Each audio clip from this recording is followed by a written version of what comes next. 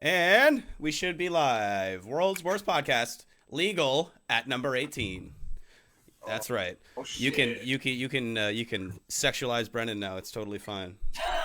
It's legal to put things inside him. Oh man, we've been doing it for 17 episodes. It's true. I just couldn't say anything before, but now I can bring it all out into the open. How I long to put my fingers inside you, Brennan. Welcome. Excellent. Welcome to number 18 with our new overlay. Appreciate its glory and all of its overlaidness. Isn't that nice? It's pretty cool. It's pretty cool. Yeah. Our graphic designer Jose came up with that. We whipped him. Thank you, Jose. Yeah, we whipped him into submission and forced him to create us an overlay. And if you don't like it, you can let us know, and we'll convey your messages and your hate to Jose. Don't you worry. Yeah, I was gonna say we'll just take it out more on Jose. Are you gonna talk shit at Jose, Chappie? You know he will. It's what he does. But yeah, man, we got nice bit of a special episode this time. We're gonna do like a little bit of true crime shit. That'll be fun. I'm pretty excited for that. We talk about murderers. Yeah. Terrible, deplorable folk. Yeah, some pretty awful bottom of the barrel scum of society type of folk for sure. They none of us think are good people. Not good folks. Not good folks. And that's funny because, like, I'm a pretty awful person. And if I can, like, objectively be like, holy shit, that's atrocious. Like, wow. You're fucked, man. That's fucking, coincidentally, I think all three of us picked people that kind of did fucked up shit to kids. So yeah, or at least involving them, yeah. I got some, like, kind of local, I picked a couple local, like, Canadiana murderers, you know? Ooh. So that'll be fun. I have some revenge stories or some vigilante. I like that. We'll say some of them were like personally involved, but they just, either way. I'm just doing one person, but I got a couple cases. Nice from this person. Yeah, Jared's got the presentation this time. Last time when we did the conspiracy one, I had the big presentation, and this time Jared fucking locked it down, dude. He hooked it up hard, so that's pretty exciting. So yeah, so that's coming up later on in the episode. Yes, Robbie, that's a graphic opening. Well, hey. Yeah, welcome. Yeah. True crime episode, I guess. Yeah, exactly. He said, instead of Jose, he said Hose B is much better. Hose B. I don't think that's how you spell Jose, Chappie. Listen, man, he's a human being. He has a fucking name, and it's Jose. I don't belittle him. He's a graphic designer by trade.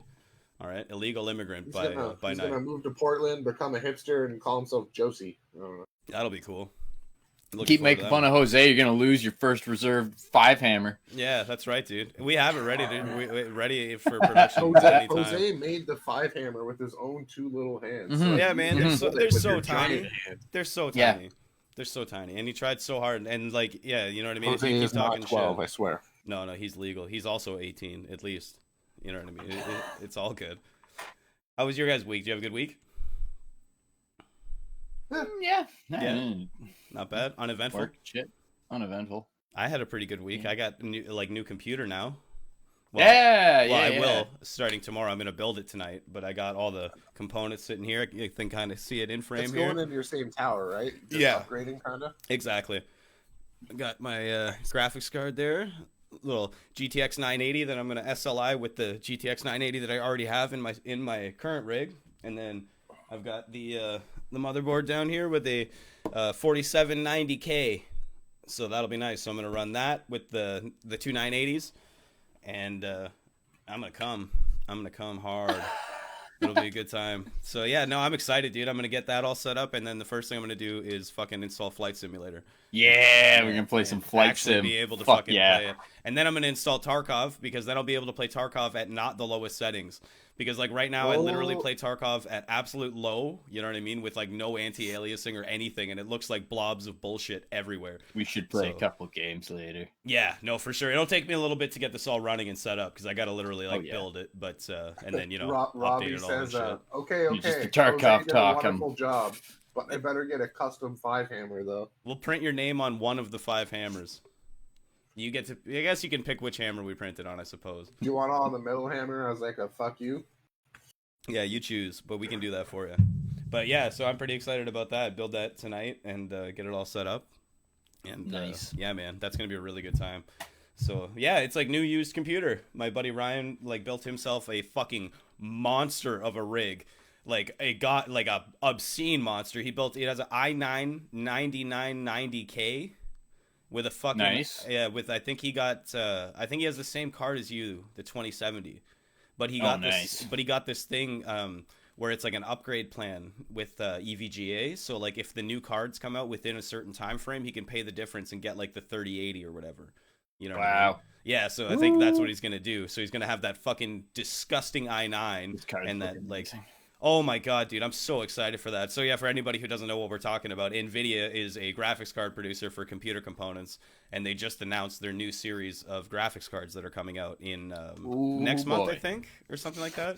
But oh my good god, Lord in the highest, those things are fucking monsters at like what they're able to do and like their price points and shit. Brendan, are you pulling up the specs? Yeah. Yeah, perfect. 'Cause I was gonna say I can't remember the specs off the top of my head, but yeah, there's like the 3070, the 3080, and the 3090, and yeah, they're all like priced more than reasonably, and they are fucking monsters for what they're gonna be able to do. Like 4K, they showed a demo of the 3080 running Doom at 4K resolution at like ultra settings and shit, and it was running it at like 140 fucking frames a second. You know what I Yeah, mean? I'm like, so, that's fucked. I reposted that funny picture of the PS5 RTX 3090 in our thing. If you want to put that up. Oh yeah, for sure. I'll put that up after. So here we go. So we've got the NVIDIA RTX 3090, 3080, and the 3070. Starting price for the 3090, $1,499. Right. The American, 3080 is American, right? I'm assuming it is because yeah, this isn't a Canadian site, so that's Yeah. pretty much how I go by it. Let's see. I put the meme up. Yeah, on yeah, the it says US guide, so yeah, perfect. this Okay, is American so, yeah. dollars. So that one's the pricey, but that one is the absolute top of the fucking line. yeah. Right? Like, Yeah, that thing will last you 10 years. Yeah, wait till I tell you its memory and its cores. Anyways, down to the price of the 3080, which is $700, right. and then the 3070, which is $500. The 3090 has NVIDIA CUDA cores, and there is 10,496 of them. 10,000 CUDA cores. I think my 980 has like something like 800 CUDA cores. You know what I mean? Like, no, I'm joking, but it's like somewhere around like 1,100 or something like that. I think if I remember right. You know what I mean? So like, 10,000. Step down to the 3080 is 8,700. Jesus. And Christ. then the 3070 is 5,888. Holy fuck. That's obscene. Boost clock, gigahertz 1.7, 1.71, and then 1.73 across the board, going from the 3090 to the 70. Right. And then standard memory configuration. Yeah. So this is the shit. Yeah, so the 30. Okay, we'll start at the 3070. Yeah, let's go up. Let's go up. Yeah, let's go up. So the cheapest one. Just like our Yeah. dicks. So the 3070 has 8 gigabytes of GDDR6 Respectable memory. Very respectable. Yeah. For And- comparison, this 980 I think that's mine. for 980. This 980 has 4 gigabytes of GDDR5, so it's the Yeah. older generation of slower memory. So, the 3080 has 10 gigabytes of the GDDR6X. Don't know what the X is, but X on there must be better. Xylophone. Then, so from 10 gigabytes, we jump up to the 3090, The which astronomical has leap. 24 gigabytes of I thought it was gonna be GDDR6X. 16. 20 Jesus fucking Christ. 4 gigabytes of VRAM. What the The fuck is dedicated that, dude? VRAM. What the fuck That is is that? obscene, dude. Fucking obscene. And that on a single card. Yeah. That's what kind fucked. of like power supply do you need to support this fucking thing? Dude, that thing, I don't even know, but that's the whole thing with Yeah. the architecture of these cards. So they're running on like a new architecture. So don't like quote me. I'm not a fucking expert on graphics cards and shit and how this shit works, right? But generally the way yeah. I understand it is that the architecture of the card is like kind of like how the code on the card can utilize the power of the card. You know what I mean? And like the architecture accounts for like the efficiency and shit like that. You know what I mean? And like how efficient the card is with that memory. You know what I mean? So like the older the architecture, obviously architecture just gets better over time and shit like that. And these 3080s are running like an absolutely brand new architecture apparently, which is supposed to be in itself 1.7 times more efficient than the last generation. So what I'm looking at here is like greatest generational leap, and then it's saying the RTX 3080. So it's only the 3080, not the 3090. We should reference the 3080 is the flagship product. Apparently, that's the one they're pushing is the most. The 3090 is the like high end enthusiast bullshit card. You know what I mean? Where they're like, if you want it, it's there kind of thing. You know what I mean? Like, but that's not what they're pushing. Is like, the 3080 is the one they're like, this is what you should buy. You know what I mean? Yeah. Like, 3090s, like if you like a big ass fucking tech company or something for their like rendering computers, or you're right? just like, you know what I mean? You're just a fucking hardcore dude with a bunch of money that wants to flex, man. You're like, fuck it, I got $2,000. Pretty much. That's pretty much what that is. That's the equivalent of buying a fucking the Titan X last generation. You know what I'm saying? The Titan X was like the same thing. It had like at a time when cards were 4 gigs, that card had like 12. You know what I mean? But it was the same thing. It was like a $2,300 fucking card. So it was like, nah, dude, I don't need that. You're just stroking your cock with that one, essentially. Literally, dude. Just slapping it on people. Like as if you aren't enough with the 3080 anyways. But yeah, exactly. But anyways, the 3080... giant lift kit on your truck. So the RTX 3080 features what NVIDIA calls the world's fastest graphics memory, with GDDR6 VRAM that can perform at a whopping 760 gigabytes per second. That's fucked, man. What the shit? Like these numbers aren't even real anymore. You know what I mean? Like computers are so fucked. Like the things that they're capable of doing, the speeds that are. Oh, and it says there's now also new dedicated ray tracing hardware for even more immersive lighting and shadows. Perfect. Yeah. And to be fair, that ray tracing shit does like it when you look at like screenshots of it and shit like that, it's like it looks impressive and you're like, oh, that wouldn't make a big difference. But from like an immersion standpoint, holy shit, it is. Holy fuck, man. It's just like night and day. I can only imagine with like something on VR too. Yeah, well the VR is like kind of limited in the fact that the VR headset doesn't always have as high a resolution. You know what I mean? Like Brennan's monitor is fucking what, 1440p? Is that what you're on? Yeah, so you know what I mean? So like Brennan's resolution in game is always going to be better than a VR headset. So like, and he has like one of those beautiful fucking curved monitors and shit, you know what I mean? So it's like, yeah, that's super immersive. Just wait till like something like fucking Cyberpunk comes out, man. You know what I mean? My like, god. Something that you can like how soon is that? How fucking soon is that? Like 2 like a months, month? I think. Yeah, a month or 2. Oh my god. Yeah. So I need it. When does Cyberpunk 2077 come out? Yeah. November 19th. Man, November, okay. 2 months. That's all right, bad. it's okay. That's not bad. That's not bad. That's I thought okay. It was September for some reason. I think it was at one point. I think it was at one point. Oh yeah, sorry. Furthermore, the RTX 3080 also introduced a new thermally optimized design that promises 55% more airflow and 30% more efficiency. No shit. And the ability to be up to 3 times quieter during heated gaming sessions. Ooh. Yeah. Those are the only kind that I know.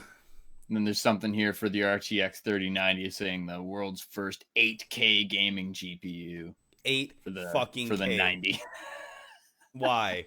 Like, Jesus fucking Christ. Why not? Yeah, man, because you can. You know what I mean? Like, stroking that cock. Samsung's new 8K QLED. I'm like, I don't have like 15 grand. Like, what the fuck is this content? It's so amazing, Dude, I don't even man. have a like 4K TV. I can remember when insane. I can remember when 1080p TVs came out and shit like that. Also, you know what's what I mean? available in 8K anyways? Like nothing. There's nothing to consume in 8K. You can look at really high resolution JPEGs. Honestly, even with that whole ray tracing thing, like as good as, and it will become more supported, and there will be more games to introduce it and utilize it. But like right now, there's fucking Minecraft. Yeah, Battlefield 5. It, right? And you got that. Battlefield 5. Battlefield 5. Yeah. Metro. Yeah. Metro is probably the one, and Cyberpunk's coming out with it too. And I think they just put it into Modern Warfare, I'm pretty sure. Oh, did they? Nice. Yeah, I'm pretty sure. Yeah, so it does appear to be something that they can implement afterwards as well as an update, because clearly Minecraft fucking did it. It's on the end of the developer as far as I understand it. You know what I mean? Like the technology and shit, and like the developers, the kit is out there or whatever. Like NVIDIA will let anybody use it, kind of thing. It's just up to the developer to put it in their game. What's that, Jared? Bethesda is going to release a new special edition. Skyrim! Ray tracing. Skyrim! You got to rebuy it all. Oh my boys. god, that's awesome. Only $54.99. Dude, you know they will on the next gen console as well, Oh, too, because the fucking next gen, that's of going to be, course. that's like the They'll thing have, like- with the next they'll gen have, as like, well, a- as it supports ray tracing, spoiler right? For Right. like 2 months, but like a countdown for Bethesda Elder Scrolls. People like, yes, finally the new one. God damn it, I've been waiting my whole life Gonna for be this. ray tracing. Oh, Jesus. Oh, thank God. I can't believe they're doing it. Thank God. Oh, Elder Scrolls 6. Wrong. Jesus Christ. Yeah, no. Rehashed for the 30th time. Yeah, exactly. Skyrim! Skyrim again, Also, you if you fucks. buy it, we also include a free copy of our updated Fallout 76. Oh, yeah. Whatever the fuck it was. I got 67, to, yeah, I can't remember fucking Wastelanders. That's what the update was called. Yeah, I got to give them credit where credit's due. I started playing it when Wastelanders came out, and it's actually an enjoyable game now. Yeah. Like I have a good time with it because there's like NPCs now, and you can play it as like a single player game. It's just sometimes when you run around, you'll like see other people like doing whatever the fuck it is they're doing and shit like that. But whenever you go into like buildings or caves, it's like instanced. You know what I mean? So you're almost always by yourself unless you have a group, like a pre-made group. Unless with you set up a private instance. Oh, got Yes, it, yeah. exactly. Yeah. So like if we were playing together and we were in a group together and we all went into the cave, then we'd be in there together and we wouldn't have to worry about other people being in there and fucking with shit or whatever. But yeah, Which and is like cool yeah, for it's not figuring, like a like, bosses terrible and stuff, game. but- Like the story is okay and shit. Like it's a pretty good time. You know what I mean? And like I said, since they did that Wastelanders update, they added NPCs into the game, so there's like actually like some life in the game, which is enjoyable. But yeah, it's not as terrible as it was chopped up to be. That's for sure. Well, when did it launch? Like a year ago, at least, right? Something like that, like a year or two ago. Yell at Alexa again. Alexa, don't let her hear that. It's Google. I'm kidding. Hey She'll Google, never know. when did Fallout 76 come out? Google knows everything. Google's our real I producer. prefer not to remember this, Jared. Don't make me think of these traumatic experiences. Don't make me go back. Why do you do this to me? November of 2018, so almost 2 years ago. Almost 2 years ago, yeah. So Okay. that's a pretty long time to get your game into like a functional state. That's kind of pathetic. I'm not gonna lie, but it's still like an enjoyable experience now. That's for sure. And it's included with Microsoft Game Pass. So that's pretty sick. Oh, is it on there? Yeah, it is. Game Pass is a sick fucking deal, dude. To transition again into another topic. But If you I'm can get it booting it to up. sign into your proper account. yeah. That's, Oh yeah. my god, that's Oh, yeah, it's yeah. bullshit for Yeah, that. it's not good on PC, that's for sure. But yeah, it's a good deal, man, for that Game Pass thing. I don't even know. I think it's like $5 a month if you only have it on PC or like just on console or whatever. If you want it on both, I think it's 15. But there are some fucking decent games on that shit, dude. Oh yeah, I meant to install that Golf with Friends so we can fucking Hmm. screw around with that. Yeah, we should install it. We should play that later. That'd be a lot of fun. That's a fucking good Is it game. one of the ones where you make your own courses and shit? No, it's like a mini golf game, but it's like just retarded, where it's like all the balls can be like weird, stupid shapes, like triangles and squares and shit. You know what I mean? It's all Yeah. mini golf, so it's just like stupid, like over the top, dumb, fun game kind of Just thing. stupid arcadey game. Yeah, exactly. But yeah, that's a good time. They just came out with that new PGA Tour game, and I actually kind of Oh, I want saw to get that because that looks I love really golf good. games. Do you? Man, you, my you shit. You should get it too. I'll Is get there a it. mini game? Dude, where definitely. when you're 100%. walking Oh, off that's the awesome. 18th You know hole, DJ in the you have to Discord? fend off all Yeah. the Scandinavian models. Wait, what the hell? What? What?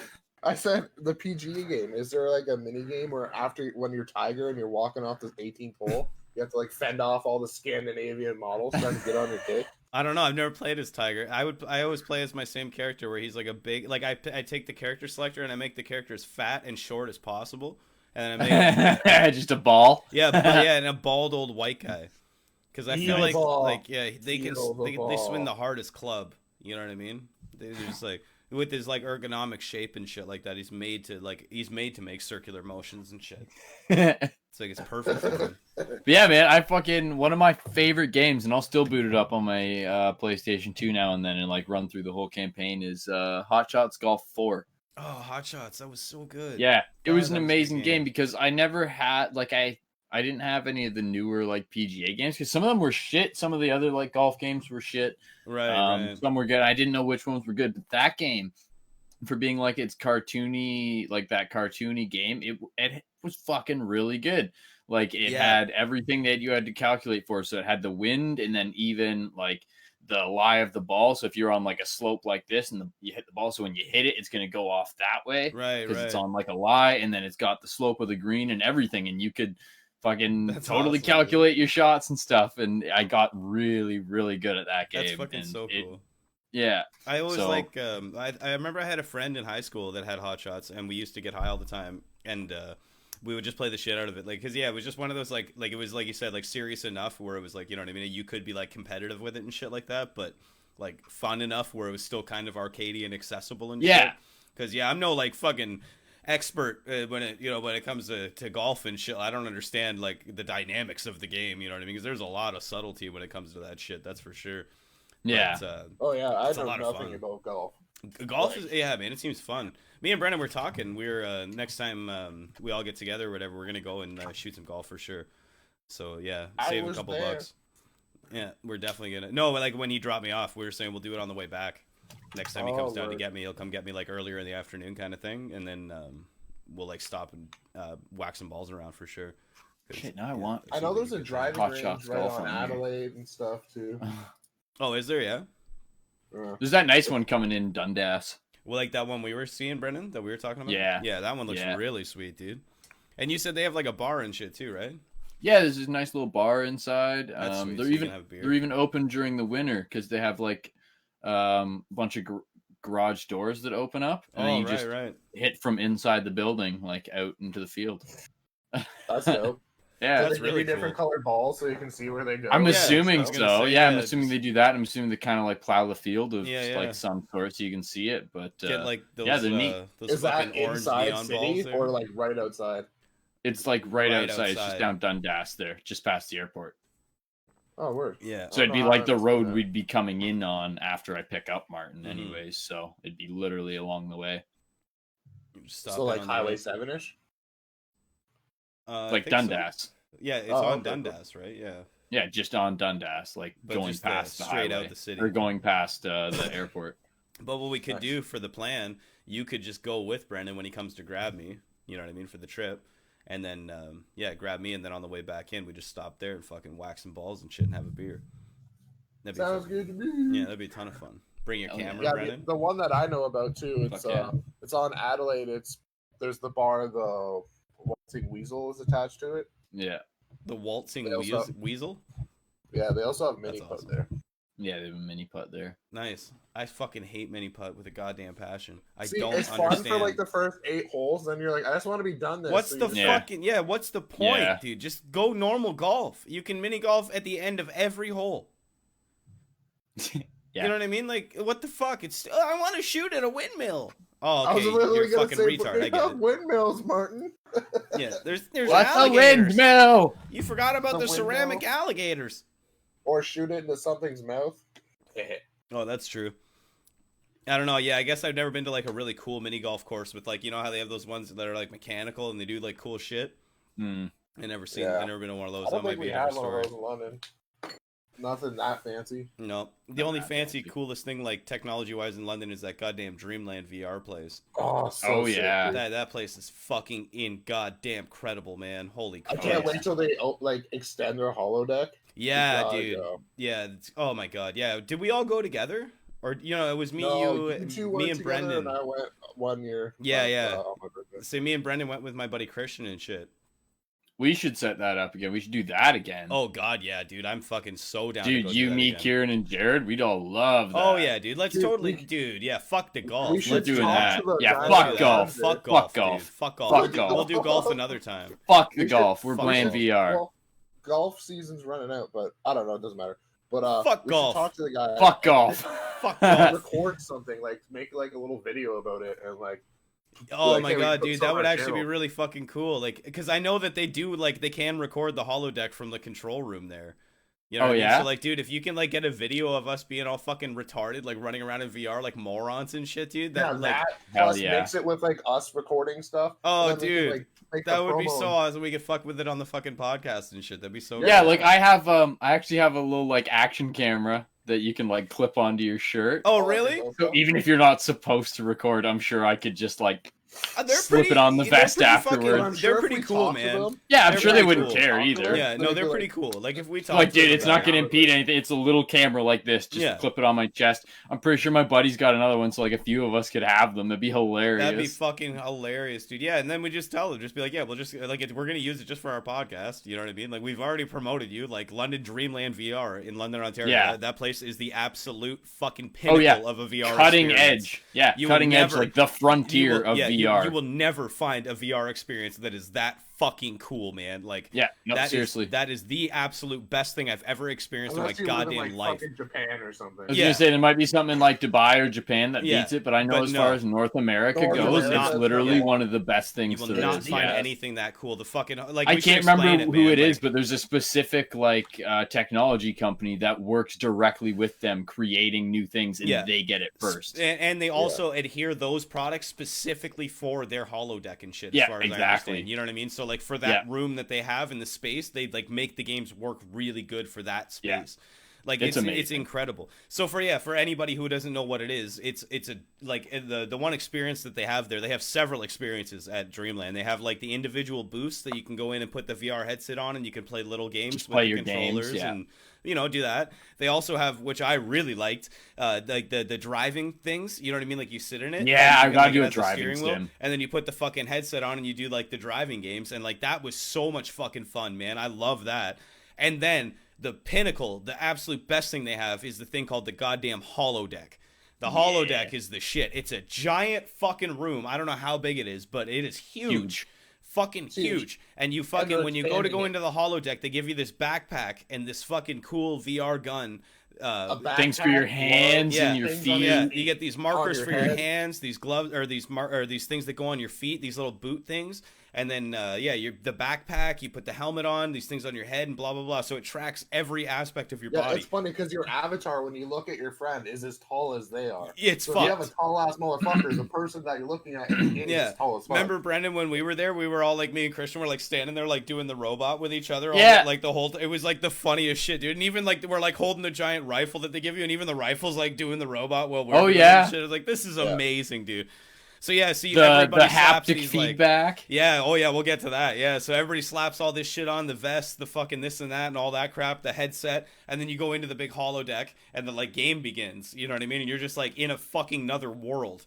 And like the one that we did was the zombie one. So it's like this I've done zombie that one, that's survival sick. experience and shit like that. And like you go through like these like different areas of zombies It and you scares the literally fuck out of you walk. sometimes. You turn around. It does. and Oh my god. Dude, it was terrifying. It No, was I remember fucking so the terrifying. first time an actual so yeah, it started out we were kind of in that like openish area, Yeah, like like the three courtyard. directions, Yeah. and your gun, you can switch your gun. There's like a button on the side of your gun that switches what Yeah. type of weapon it is. It's like a Rifle, futuristic, shotgun, but yeah, it's like a machine rifle, gun, shotgun, like burst gun, like chainsaw. machine gun, and a chainsaw, right? Yeah.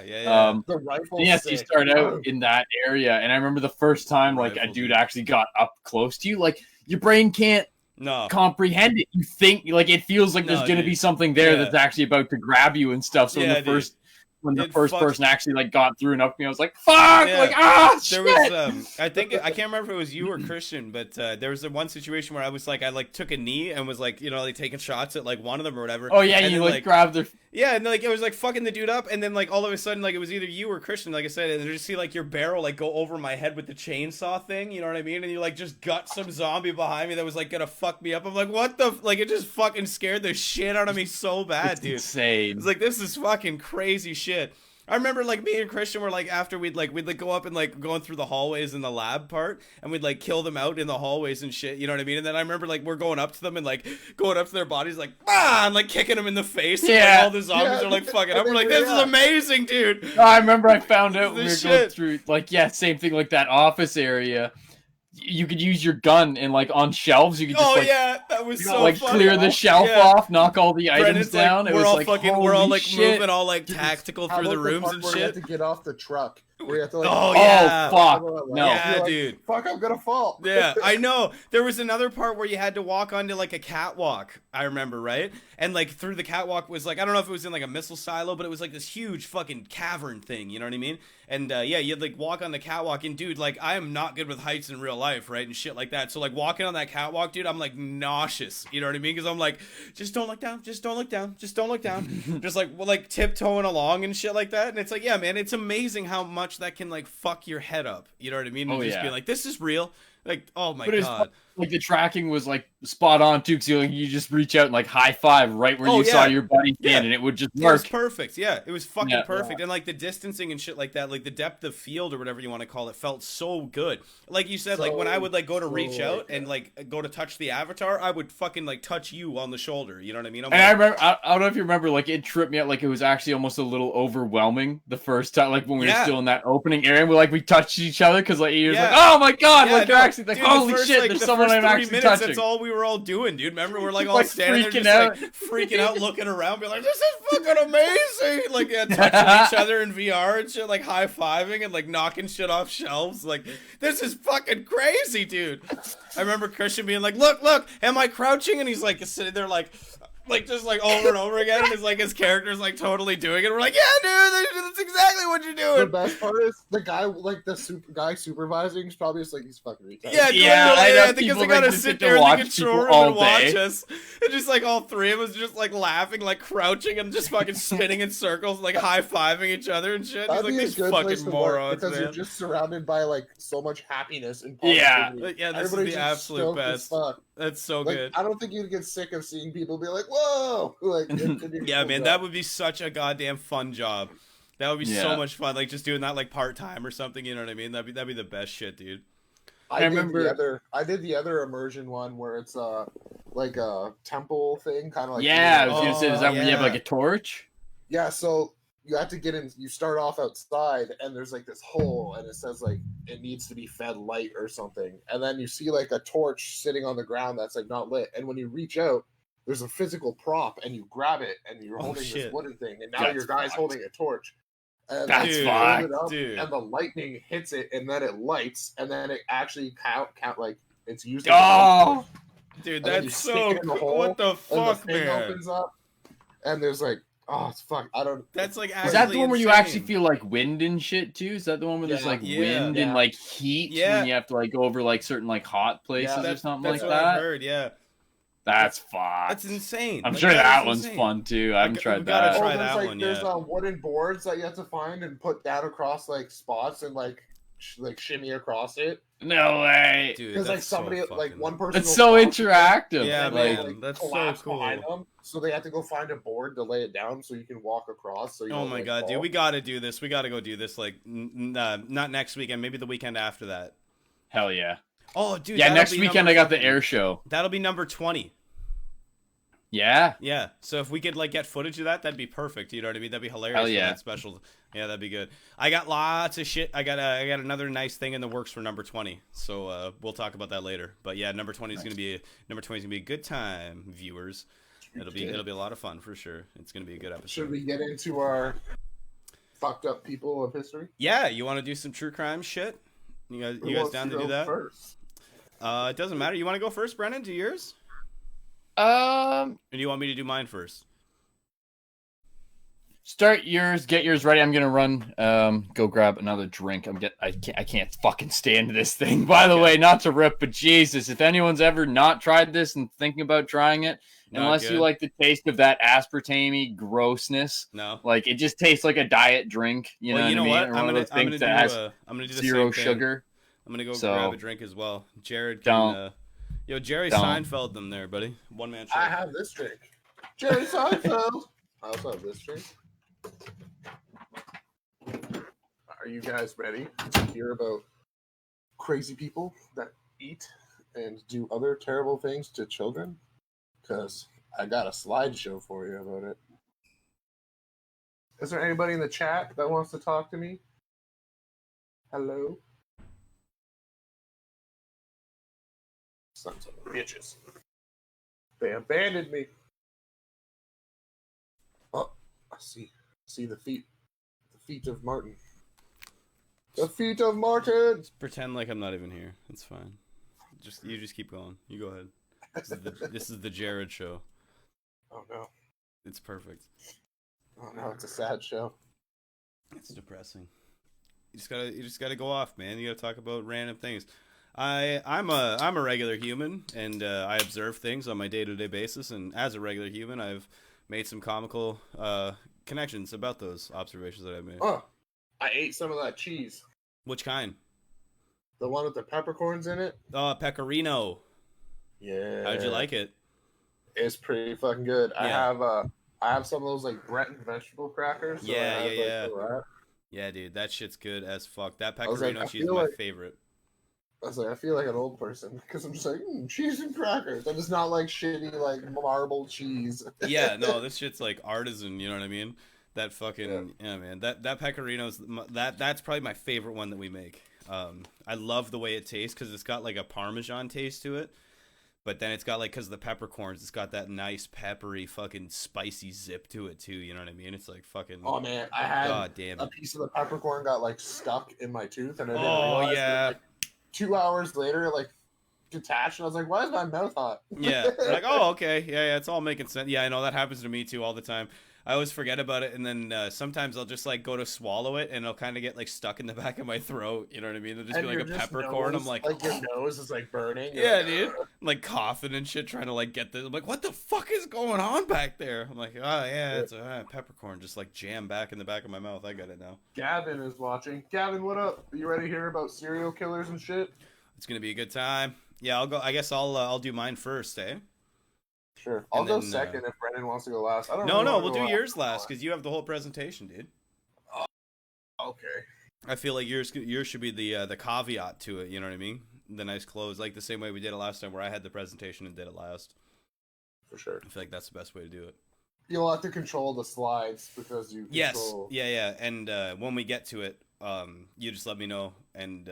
You just do like I did, like just yell whenever you want the next slide to go, and I'll fucking click it away, my friend. No problem. I'll click that mo. Not gonna lie, I got that Albert Fish guy like up on my screen, and that picture that you have in the main like as the title screen, that is unfucking settling. Dude, right? Like look at those dead fucking just eyes. Dead eyes, dude, just staring into your soul, man, just peering at you. Dude, his fucked upness starts from when he's like 9 years old, which is like the sad part. Oh, really? Oh, yeah. I'm actually kind of looking forward to hearing about that shit. All right, what's up, Brennan? You good to go? Oh, yeah. All right, let's do this shit. So, yeah, I'll go first with mine, I was saying. So, like I was saying earlier, I was doing some, I'm going to do some Canadiana. You know what I mean? Canadian. Yeah, some Canadian serial killers from my end. So I'm just gonna have like my little like Google image thing up, just of like the images of the killers while I'm doing it, because some of the results that come up are a little bit unsafe for the stream. So okay. Yeah, so we'll just leave this up. So the first one that I'm gonna talk about is he's pretty fucked up. Is it the man in the dress? Yes, yeah, I think that is him. It might not be because you know how Google works, right? Sometimes the images aren't the person. I know, like for a certain, the person up in the very very top left is him. If you can see that one there, he's definitely him. That's Russell Johnson. Okay. But yeah, Russell Maurice Johnson. He was better known as the Bedroom Strangler. That's what he was. That's what the media titled him after. I can guess what he did. Yes, yeah. So this is also another fun caveat. Choked so many chickens. Russell Maurice Johnson was he was a local. He was a London serial killer from London, Ontario. Oh, he's a local hero. Yeah, for sure. I'm sure to some fucking people for sure. But yeah, so the Bedroom Strangler. He raped and strangled 7 women to death in the London and Guelph area. What year? It was in the 70s, late 70s. Okay. When he went through all this shit.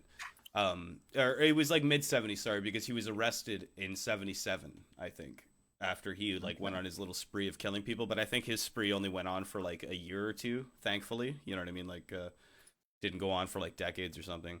But yeah, he strangled and raped 7 women in the London and Guelph area, and then also non-fatally assaulted 11 other women. So Jesus. 18 victims in total in the London and Guelph area. Just women getting strangled and fucking raped by this guy. And you know how he would do it, dude? He would like watch the women go into their houses, into their apartments, and wait till they fell asleep and fucking scale the goddamn balconies, dude. Like a raping Spider-Man. Oh my god. Yeah. Like a raping Spider-Man. Yeah. Like Not the literally. amazing Spider-Man. Like a with the really raping. bad Spider-Man. You're Mhm. not so friendly neighborhood Spider-Man. Oh Yeah. my god. Your extremely unfriendly neighborhood raping Spider-Man. So like, yeah, he would literally just wait until these women went to sleep or when he thought they were asleep, and then would climb into their fucking apartments over the balconies. And then there's like many accounts where he said that he would just stand there for like minutes at a time and just watch them sleep before he fucking decided to rape and strangle them. So like, oh What a my fuck. fucking god, dude. Yeah. But like, yeah, so he was arrested in July of 1977 and charged with 3 murders, right? After he voluntarily checked himself into the London Psychiatric Hospital. And his quote on that said that he wouldn't have killed the bitches. He wouldn't have killed the bitches if he could have gotten some help. So, like, yeah, like, you know what I mean? The details on everything that I was reading were a little sketchy. Like, you know what I mean? They didn't indicate the fact that he tried to, like, reach out for any kind of help prior to that. But if he did, and, like, you know what I mean? Because I can speak personally, not in this kind of an aspect, but I just mean in mental health. When our friend passed away and stuff like that, I was, like, very desperate for, like, you know what I mean, therapy and like somebody to talk to and shit like that, and I still had to go on a goddamn waiting list and shit like that, you know what I mean? Yeah. So like I can Yeah. attest to the fact that mental health in this fucking country is like And it's atrociously a lot handled. better now. But Yes. It's a lot better Yeah, now. yeah. And like I The said, this is 70s, back in they'd be like, don't be a 77. pussy.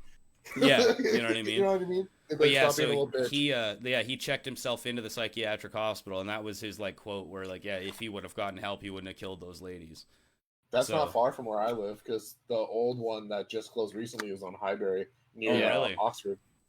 Yeah, between like Dundas and Oxford. Oh yeah, well You know yeah, that giant that's, soccer field? It's like right beside that across. Oh, the Yeah, road. you know what's Yeah, something yeah. crazy about that soccer field? When that That dude lit himself on fire or something? yeah, so there's a soccer field that's right beside that mental institution, right?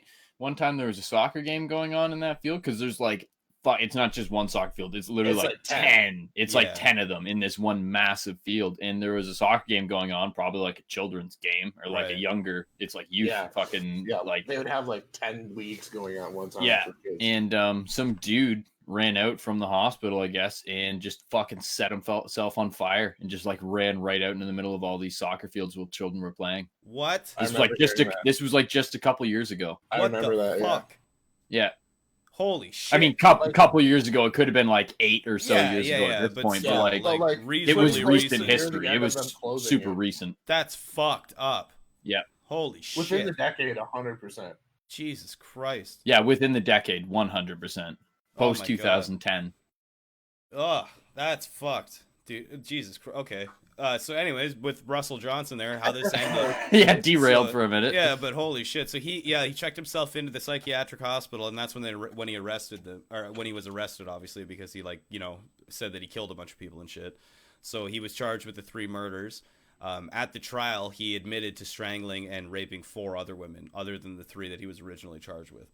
So that was the 7 that he killed in total. And then he was at the trial, he was found guilty on the grounds of insanity. Because when he was on trial, he didn't understand what he did was wrong. You know what I mean? Like, he had no concept of, like, what he did was, like, unacceptable. Or, like, you know what I mean? Like, abhorrent and shit like that. He's just like, I don't get it. Oh my god. So, yeah, so he was found insane, and he was committed to the Waypoint Center for Mental Health Care in a city He's that I still can't alive? pronounce. Yeah, he is still alive. Yeah, he's still alive, and he's in the mental health center. He's actually, there's a big thing where he's trying to get, like, parole thing or day parole or whatever it is. And, yeah, not happening, I don't think. Not happening. But, yeah, so that's the first one that I had. That's the Bedroom Strangler from... Jesus. yeah. The next one that I have is, where is it here? Hold on. I gotta find it. What was his name? Oh, yeah, this one didn't have any pictures, none at all. Gerald Thomas Archer, all right, better known as the London Chambermaid Slayer. Another London local.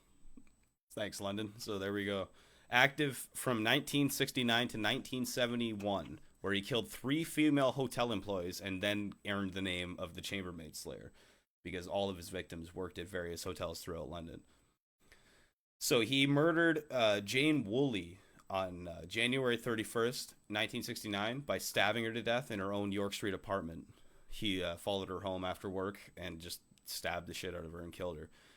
Money was stolen from her purse, and most of her clothing was removed, which led investigators to think that she was killed while her assailant was in the midst of trying to rape her. So, yeah, they think that, yeah, he was, like, trying to rape her, and then, you know what I mean, she was, like, obviously trying to fucking defend herself, and he just killed her. And then stole money out of her purse before he fucking left.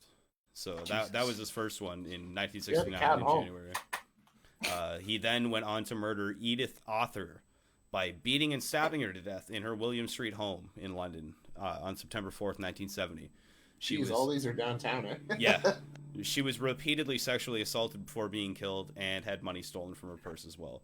So it's just kind of like a trend with him, you know what I mean, where he just, like, beats and murders these women and then just, like, rummages through their purse and just shit like that. Takes their shit afterwards. What the fuck? Like, you know what I mean? Just, I don't even understand. That's like a kind of like a final fuck you or something. You know what I mean? Yeah, like well, what? People collect trophies, right? Maybe, I don't know. Yeah, no, because for sure, because God. it's like, it's pretty obvious that the crime isn't like a robbery. You know what I mean? Like, this guy's obviously going in with the fucking intent of, like, murdering these women and raping them. Like, yeah. Or maybe not murdering them, because, like, it seems like every one of the murders happens because, you know what I mean? They're trying to, like, defend themselves almost. It seems like he goes in with the, like, inept attempt to, like, rape these women, and then, you know what I mean, obviously they're, like, trying to fucking defend themselves and shit like that, so he's, like, just kills them, I guess.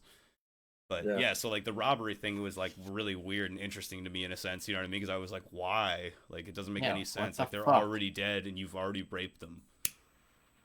But, yeah, so, that was the second take their things.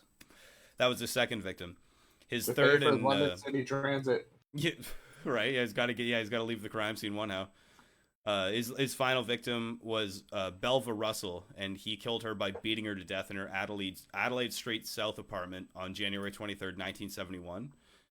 This one was pretty fucked up, man. This one actually like made me like well up a little bit. Her body was discovered minutes after her death by her fucking husband, Reginald Tomlinson, who bumped into an unfamiliar man running out of the building as he was trying to enter it at 2 a.m.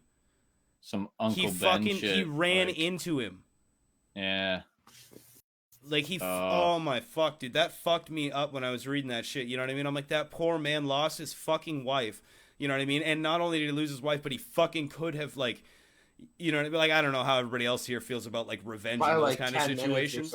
But, like, holy shit, that's, like, the only thing that I personally would be able to take solace out of is the fact that, like, if I would have been able to beat that motherfucker to death afterwards, like, be like, well, at least I did that. You know what I mean? Like, but and again, like, in the least, like, not being funny, but that's, like, legitimately some Spider-Man shit, how he just, like, let that one guy go, and then he ended up killing his Uncle Ben. Like, I mean, but just after the fact, like, he couldn't have stopped it, but, like, you fucking had the guy right there. Yeah, man, he was there. Fucking but luckily, snapped his neck on spot. Luckily, though, it was because of that murder that this fucking sick piece of garbage got caught.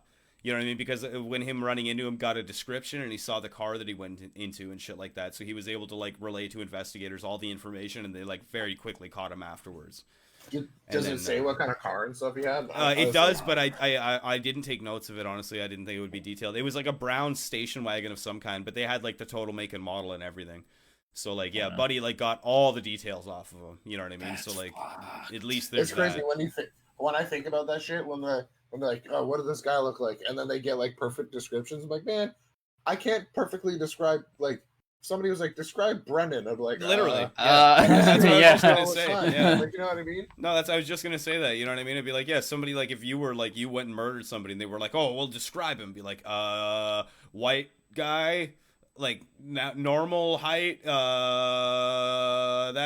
all I got. Sorry, guys. Between 5'8" and 6'5". So yeah, right. So he murdered Belva Russell on January 23rd, 1971. He was arrested on February 12th, 1971.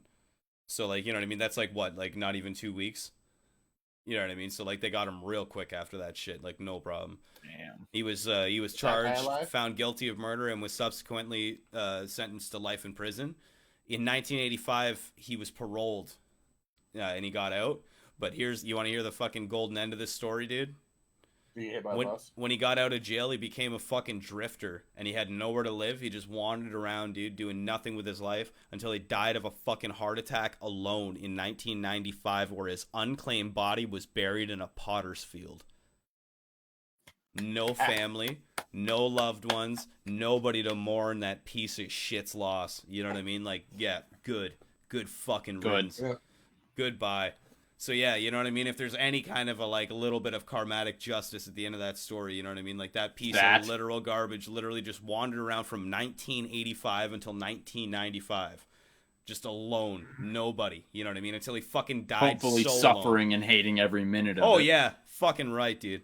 Yeah, until he died so goddamn shattered. He died so alone that nobody could even claim his fucking body, dude. That's hilarious. You know what I mean? Like, yeah, get fucked. Yep. Fuck you piece of trash. That's fucking awesome, yeah. So yeah, Gerald Thomas Archer, yeah, fuck you. You know what I mean? You good fucking good for you. You got it. So yeah, that was the London Chambermaid Slayer. Those are the two local ones that I've got. Those are both London locals. This next one that I've got is just Canadian, but this guy is he's an interesting character. Piece of garbage. Yeah, holy shit. I mean, I'm sure all of the people we cover today are just trash people. None of these people are going to be A+.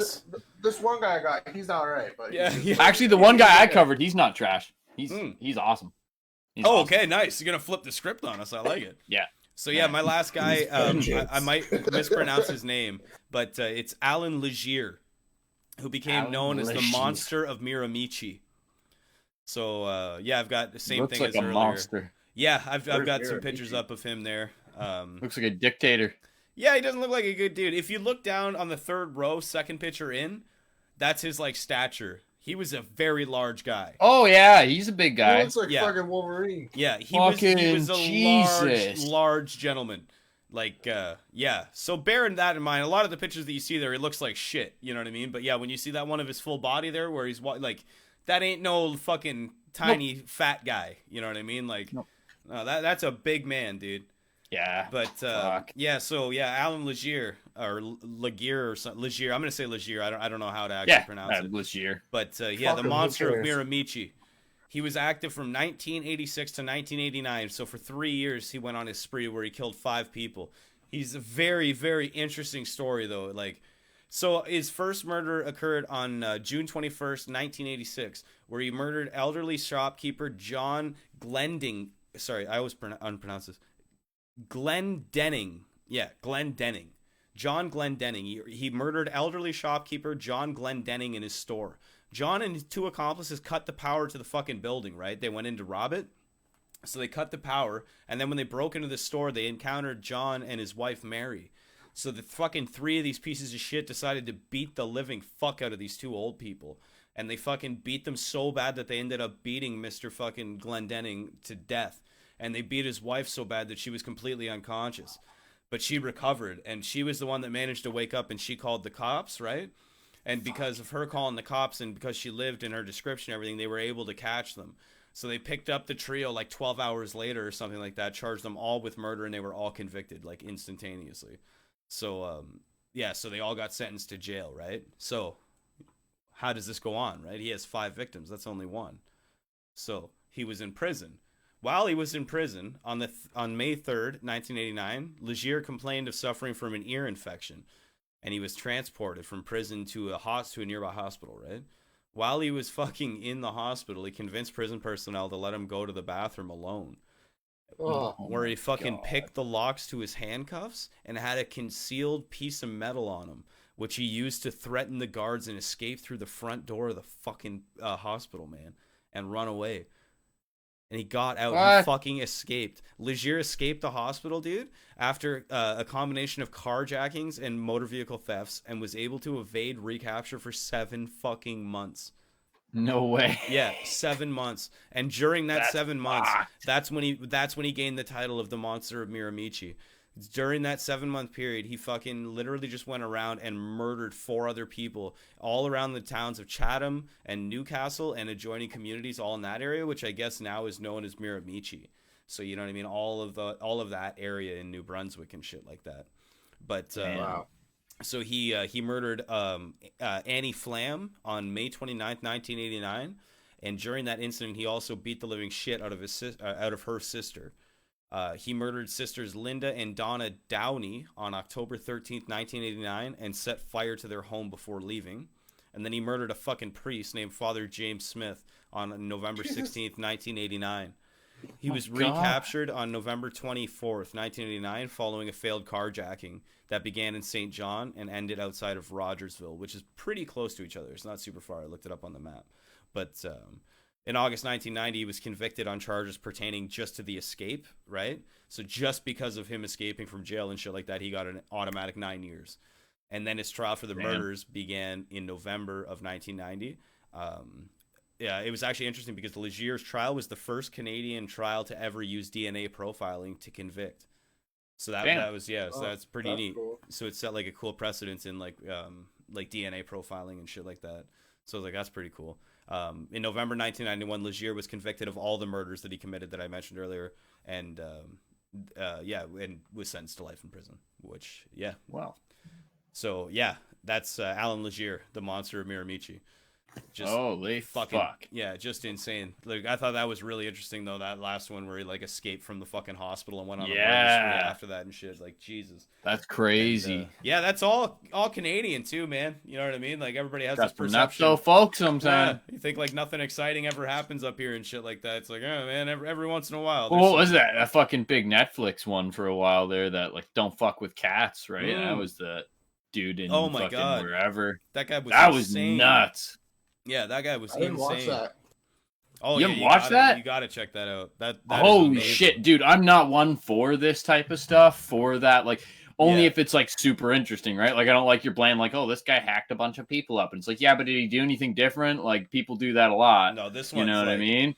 Like, it's fucked how this whole thing unraveled and how this like huge group, like it's crazy. It's crazy. Yeah, no, highly recommended. I'm in the same boat as you, Brendan. I don't like those like stock true crime bullshit. You know what I mean? It's got to be something. The only people I've seen talk about it are people that watch like all that shit. So I'm like, I don't fucking care. Yeah, no, I'm not one who watches it. Watch it. Watch it. I'm the same too. Yeah, highly recommended. So good. I'm gonna go quick, run to the bathroom, and then we'll do Brendan's. Yeah, sounds good. Give me 1 second, boys. I'll be right back. Yeah.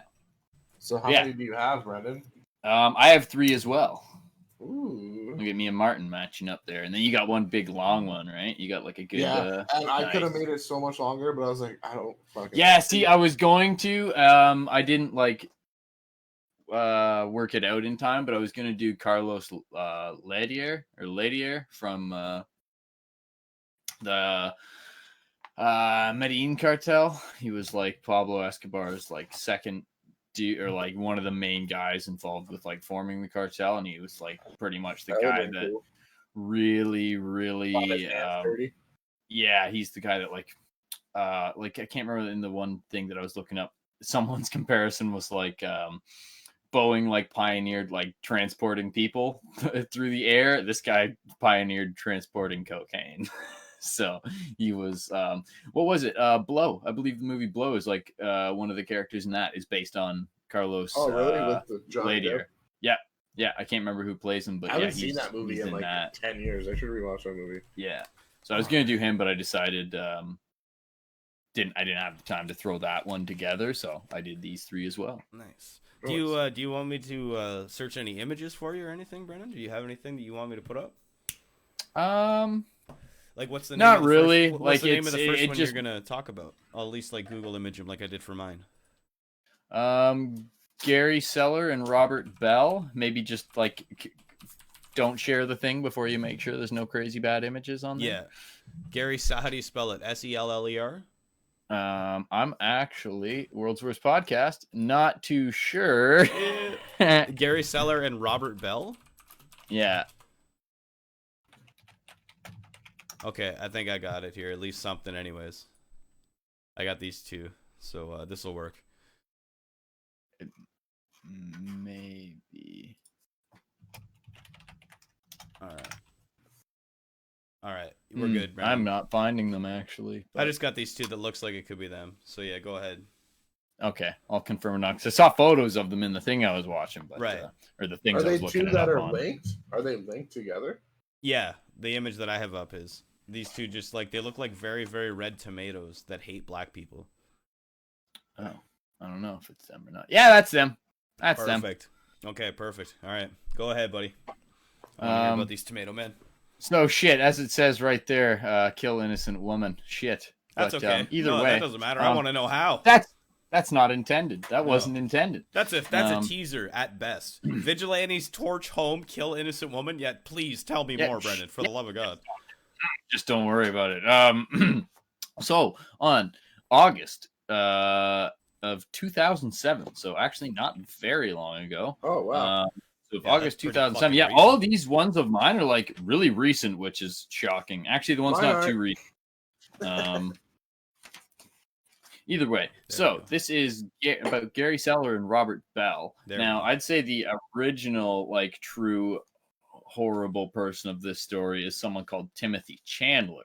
Timothy. Now, I'm not Chandler. condoning what these two did, Right. but I'd say the real monster of this story that caused this whole thing is called Timothy Chandler. Right. And okay. in 2007, August, 53-year-old Timothy Chandler in Helenwood, Tennessee, was convicted and arrested for possessing child pornography. And so he was arrested, convicted, and he served 5 years of probation, but he never spent 1 day in jail. He was never jailed for it. Right. And so what had happened is before he was released, he was registered as a sex offender, and then he was put out on bond. Okay. And so, like I say, he didn't do any bit of jail. He was just like probation, yada yada. And these two gentlemen, Gary Seller and Robert Bell, this fellow's neighbor, found out about the charges because being a registered sex offender, it's something you have to like notify everyone of. Oh, so Jesus. so these two didn't take too kindly to that. Right. I can see them literally like, we don't take kindly. Yeah. We don't take kindly to your folk. Tomato man So- on the right for sure. You know what I mean? Like, hey Yeah. there, boy, you need to get the fuck out of this neighborhood. Well, now, So- Steven. So September 2nd, 3 days after this guy was released, Oh, Jesus. literally 3 days after this Chandler guy was released, Oh, my God. Gary, who was 39 years old, and Robert, who was 37 years old, decided to go and run him out of town. All right. All right. And their choice of doing so was to set his house on fire. As one does. As one does. While he was inside. Hey, you the can't house. fucking live here if you ain't got no place to fucking live. All right, I fucking saluted this problem. Jesus. So they do that, and they were both stuck in the house. Like Jesus, like the pedophile. This Timothy Chandler dude was in the house still, and Oh, so was fuck. this dude's wife. This Timothy Oh, Chandler shit. dude's She didn't wife fuck- was she also didn't- in the house. She didn't jerk off to any child porn though, right? No, Oh, okay, she that's didn't not do cool. anything wrong. That's not cool. But so a different neighbor that didn't want these two dead, right. that didn't want to torch this guy's house. So a separate neighbor that wasn't in on the plan, quite obviously, ran in and dragged this Timothy Chandler guy out of the house. Ended up saving him, Holy shit. but they couldn't run back in time to save this Timothy Chandler guy's wife. Oh no! So, So- they saved the Saved the pedophile. wife. But they So, killed so the innocent. firstly, I No. blame the fucking one neighbor that did the saving. Yeah. You should have grabbed the woman, Yeah, buddy. you fucking made the wrong choice for sure. 100%. You made the wrong choice. 100%. Yeah, yeah. Pedophiles are way at the end of the list. yeah. Women Yeah, and dude. children first. Pedophiles, Yeah, like, this is beyond Titanic. This laugh. is fucking Titanic rules. All right, women and children. Yeah. The band that had the violin because they were pretty sick and shit. Pedophiles. You know what I mean? End of the road. Yeah. That's it. Dude, the captain gets off the boat before the pedophile. yeah, that's for true. real. That's true. So, anyways, this neighbor like dragged him out and then ended up saving him. And then this Chandler dude like ran back in the house to try and save his wife, but he couldn't save her, right? Right. So I semi blame the neighbor. Yeah. I can totally Son of a support that. bitch. Yeah, man. You Son of a fucking- bitch. You you should have piece grabbed of the shit. woman. Why did you? Yeah. Why did you save him? Yeah. Why would you ever save him? Jesus. Either Christ. way. Because that neighbor clearly must have known too. You know what I mean? He's got to tell everybody. It's not like he just told the rednecks, the Yeah. tomato men. He told everybody. So, like, Jesus Christ, he knew what the fuck this guy was, and he ran into the house, right? He runs in, he fucking barrels the door down. Yeah, even if you didn't see the woman at first. And he's, like, looking around, and he fucking sees 2 bodies on the ground, and he's like, I'll save him. That one! And he fucking grabs him and runs out of the building with him and shit. Fucking Jesus Christ. He's like, oh, thank God! Get my hard drive! Get my hard drive! Like, Jesus Christ. I shouldn't have saved this guy. So, yeah, and then... So they were both charged with first-degree murder and arson, which their lawyer like pled in court, like obviously like the wife wasn't supposed to die though. We didn't mean for her to get hurt. Yeah, she was auxiliary. You know what I mean? Like, oh Jesus Christ! Quite obviously that didn't matter. Thank God. Bell pled guilty to second-degree murder and aggravated assault, and he got 25 years in prison. Right. And Sellers he pled guilty to assisting in second-degree murder and arson, and he got 2 consecutive 12-year sentences. So he like got 24 years. 1 year less. Yeah. Good riddance. Good fucking riddance. For being a rat. I'm just kidding. For being a rat. So like, that's fucked up. Their intention was to torture a pedophile, but no, that's dude, that is so funny because like, I can totally understand where you're coming from. If these guys had have planned, like, if the 2 tomato men had have planned this perfectly, where it was just the fucking pedophile dude, I would support these men. I'd support these men 110%. But as it's right now, these guys are like drive-by. These shooters. 2 loose cannons, dumbasses, fucking go do this, fucking unplanned, dummies. Man. No, like I said, they're like drive-by shooters. You know what I mean? Like, you're just like... don't think about the consequence of anyone else involved. Yeah, you're shooting a house up with like a fucking, the guy's wife and his kids inside and shit like that. It's like, that's fucked up. But what you should have done is just waited till he went to work or some shit. You know what I mean? Or just fucking... bang. Shoot him or fucking light his truck on fire or some shit. Like. And then again, they might have just been dummies. Like, I didn't see anyone like that. It was like... planned to kill them again, like in their statement, it was to run him out. So I think they were just trying to like burn his fucking house. Brennan, the tomato men are not the most not big thinkers. Yeah, they're not good at stuff involving the brain. You know what I mean? What the tomato men are good at is getting so much of a suntan that it's going to transform into cancer. That's what they're good at.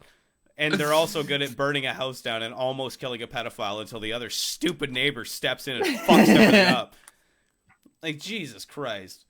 Also, you know what, dude? I'm going to take you know what? I've been thinking about it now. And now, you know what? I'm taking a little bit of an opposite standpoint on these. The tomato men are still heroes. Because the woman who's stupid enough to fuck and live with a pedophile probably deserves to die. I don't give a shit. Now, here's the thing. There was comments by that woman's sister. Okay. The wife who died. And yeah, she was kind of... She both blamed...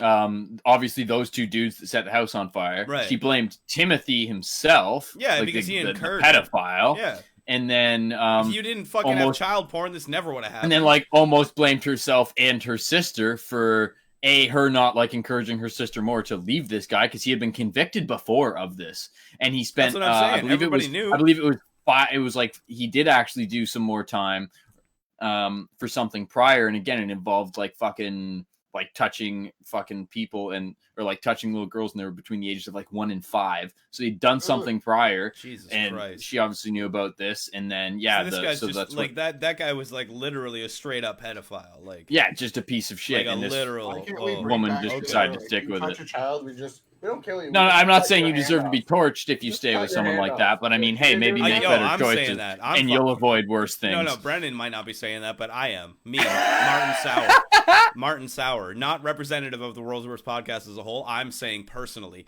if you're empathetic enough, to stay with somebody that you knew did that shit, they are not a good person. Actually. They are not a good person. If you think 100%. that they deep down they didn't mean it, you're a fucking retard, and you deserve to be fucking torched. Yeah, that's what I was saying. Where I was like, no, I'm taking a hot take on this. I'm with the tomato men, dude. Yeah, kill that fucking bitch. Kill anybody that's with him that isn't a child. And if he has children in his possession, get them into the fuck. Get him out. Get him out.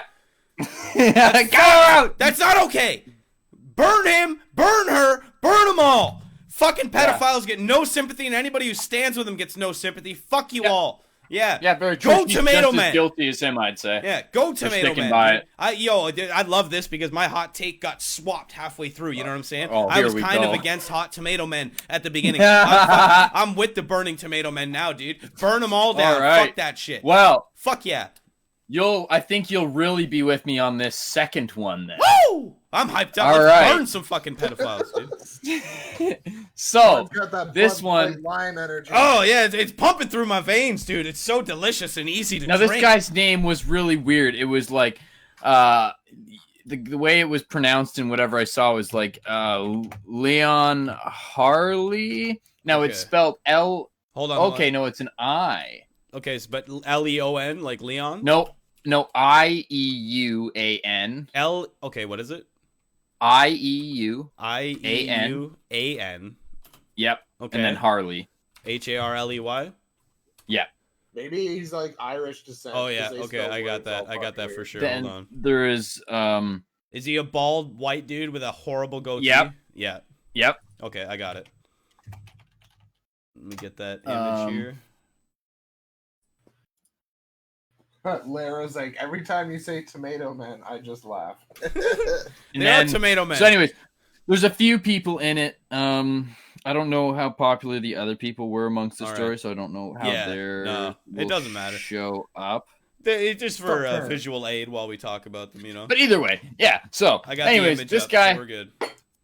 so the guy that actually committed these heinous things that again caused all of this in the first place, he was David Gott. David Now. Gott.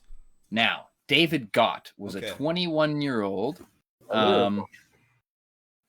So David was a real piece of shit, okay? We got this young fellow, 21 years old, David Gott, and he's a real fucking piece of work, okay? All right. So there's this woman, Jane, and she moves from Scotland Right, with, right. only quote on the story, I don't see how this, I'll just leave it up, with her boyfriend. Right. Um, Who's she not moved- the Worried piece of about the shit, name right? thing. No, he's not the piece of shit at Right, the moment. Right. Okay. So- So she moves from Scotland to where? To America? Um, Does this no, happen in the States? to South Wales. She moved to South Wales from so Scotland. Still in England, though. Um, Okay. Yes, that side of the with world. her boyfriend and Right. their 2 children. Okay. Okay. And this was in 1984, and then they split, and this Jane woman started seeing David Gott. Right. All right. So they're going whatever, yada yada. They're in Wales. Things are going good. This woman's got her 2 kids. Hitting up the It local never pubs. mentions her old boyfriend again in the story, who was like the father of the children. Right. But either way, we'll skip over that. Probably because so he this- like responsibly paid his alimony and child support payments and went on to enjoy his life. You know what I mean? Well, it's fucked. He probably didn't enjoy his life, to be quite honest. Oh damn it! Damn it! so- I like happy endings. So Jane. So, anyways, her old boyfriend out of the picture. This new David Gott guy comes into the picture. They're Right. now living in South Wales. Okay. So they're in South Wales, and it is 1985. And it is specifically February of 1985 when Jane decides that she's going to go visit a friend of hers. Okay. Right. And Jane leaves David Gott with the kids. Okay. All right. Right. Oh, great. You know, as one Now- would. You know what I mean? As one would. I gotta move all my shit here. I got too much stuff in the way. There we go. That's better. I can set it there. That works. So, anyways, so it's 1985. Jane leaves, goes out to visit a friend. She leaves David with the kids. Right? She gets back. It's late. David assures her. Okay, this is where you start to sense that something's wrong. Jane gets in. It's late. David assures her the kids are all good. Kids are in bed. It's all right. You can just go to sleep. So she just goes directly to bed, doesn't check on the kids. Don't even Right. worry about it, babe. Just you go get some rest. Don't worry. The kids are fine. That's how Don't you people worry. That's how people from South Wales talk, right? Yeah, it's all I- good, babe. Don't even worry about it. Just get South- yourself some rest. So, Yeah, you never I'm been pretty to sure South Wales Wales, is like. California. I don't know where South Wales is, dude. I'm pretty sure it's like by England and Scotland and shit. So I was right, Um, is what you're saying. Completely. Seeing the Highlander accents don't make sense, anyways. Yeah, that's true. Yeah, that's true. Anyways. So she goes to bed without checking on the children because David this upstanding man assures her that they're fine. But to be quite honest, like, she'd have no reason to doubt David's. That's true. At that point, right? Yeah. Prior to this, it'd be, you know, like anyone else. If you came home to your trusted girlfriend, she's like, "No, it's honey, kids are asleep. It's all right. Yeah, You can don't go worry right. about Like, it. you don't got to worry about it." And it's like, Everything's fine. that does happen. I've come home, my daughter's already asleep, and it's like, all right, sweet. Don't got Yeah, it. for sure. You're like, All "Oh, right, whatever." awesome. Yeah. So she gets up in the morning. David's already gone. David's taken off, and he's taken the older of the two children to the nursery already. This is where it gets really fucked up and sad. I'll be honest. I'm going to forewarning, very graphic content incoming, and this is where it gets really sad. So she goes in to check on her 17-month-old child. Oh, Jesus. Who is buried under a toppled closet of drawers, they reference, which I'm assuming was a dresser. So there's a dresser toppled over onto her 17-month-old child. God damn it. Jesus Christ.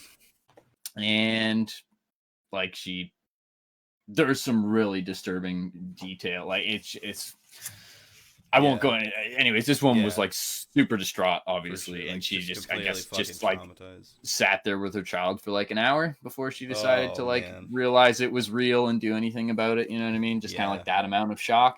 So already fucked up. That makes me feel sick.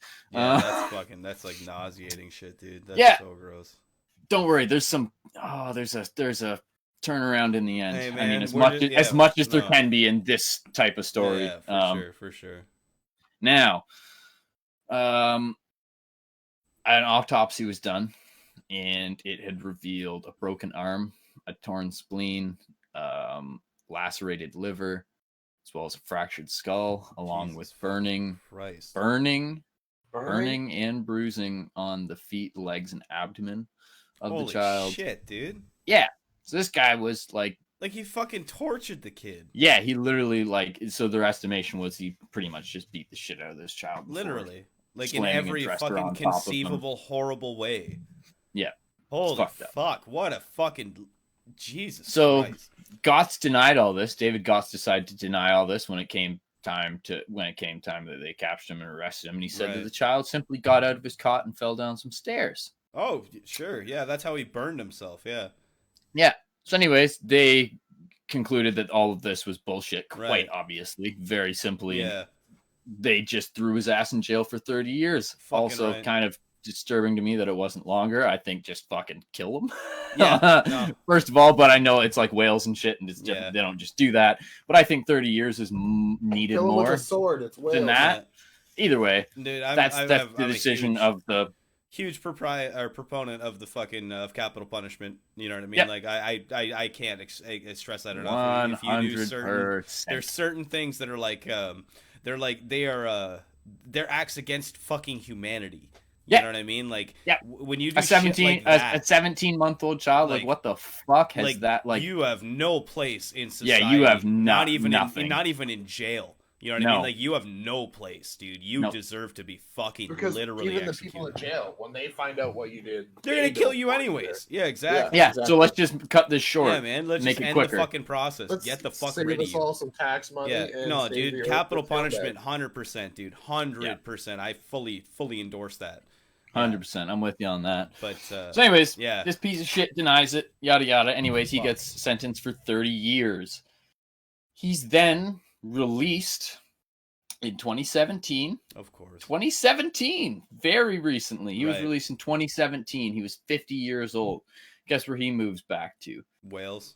Only 11 miles from where this shit happened in the first place.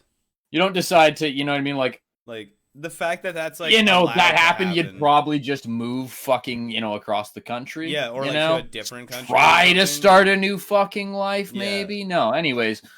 No, this piece. You can go back to within 11 miles of where this happened to a little place called Elliotstown. Okay. And people quickly found out. Goddamn right. Again, about what this guy had done. People quickly found out. Oh God, what he had done. And what he claimed to people, though, what he would say to people is he killed a soldier.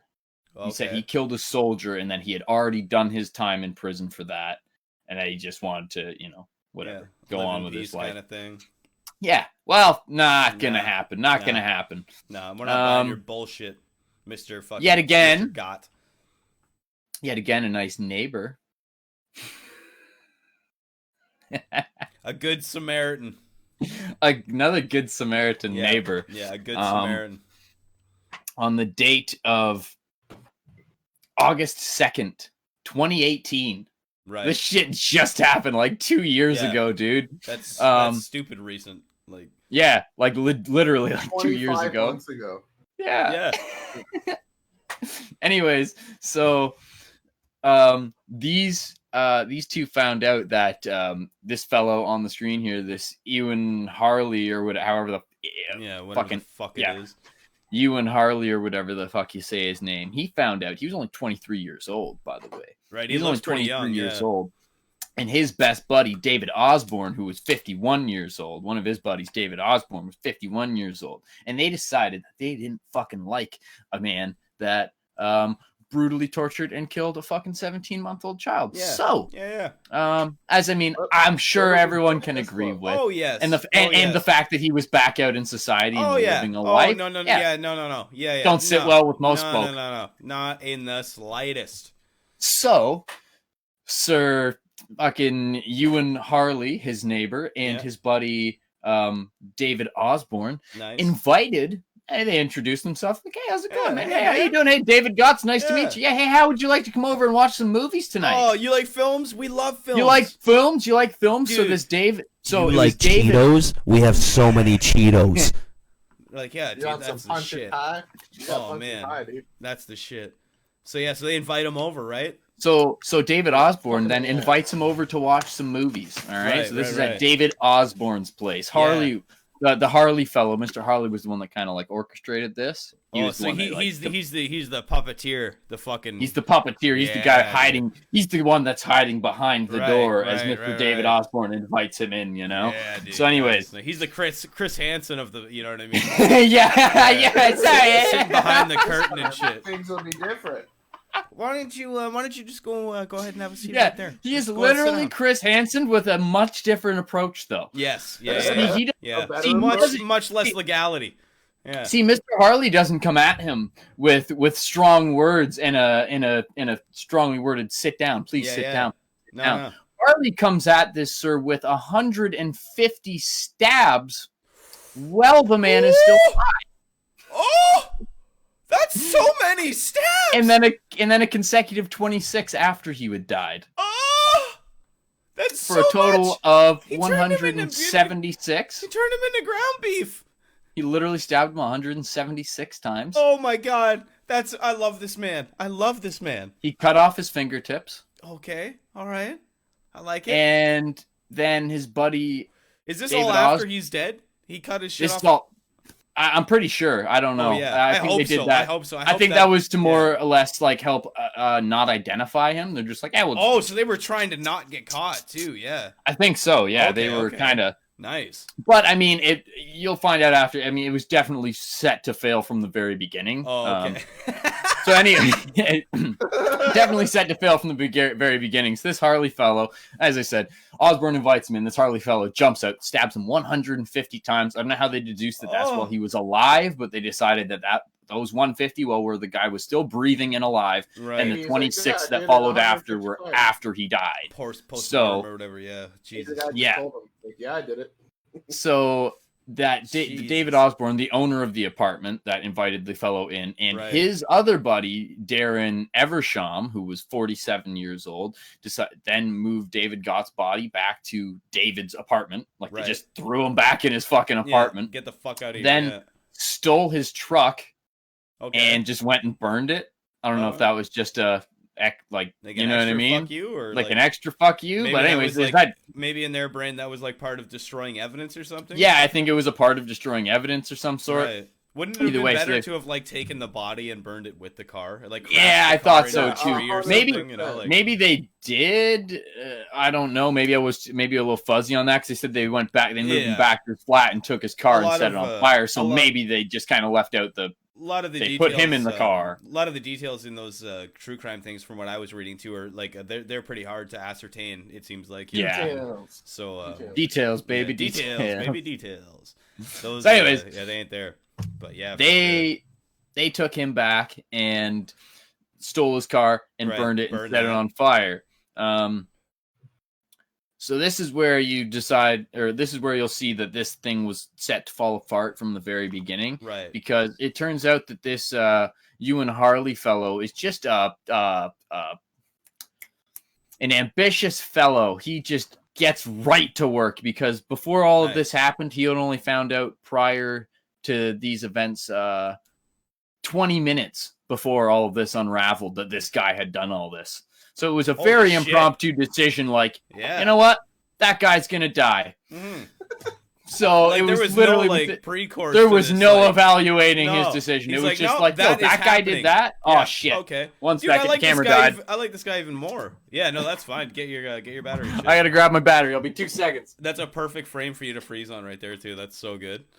Looks like he's mid-sneeze. Yeah, like I was going to say, it looks like he wants to sneeze, or like he smelled something that he didn't you know much what kind enjoy. of Joe Buck. You know Joe Buck from fucking Fox yeah. Sports? Now it's just a webcam utility. That's not nearly as fun. Oh, that does not look like Joe Buck. Dude, this story is getting so good. This is a fucking good one, man.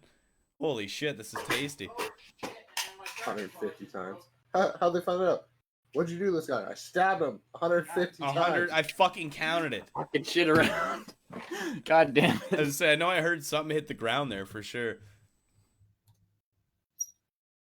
It didn't sound too healthy. World's worst podcast with the world's best overlay. Uno momento, fellas. I will be. Ding, ding. That overlay is nice. Let us know. Should Let us know if back. you like that overlay. We gotta know. We need to know what to do. Overlay you. What's up? There's a Brennan. But my settings are all gone now. Got all dark. That's okay. Nah. Oh, there you go. There you go, dude. Oh, that's good. You're fine. That's perfect. That white balance. That. Custom. Good. Bam.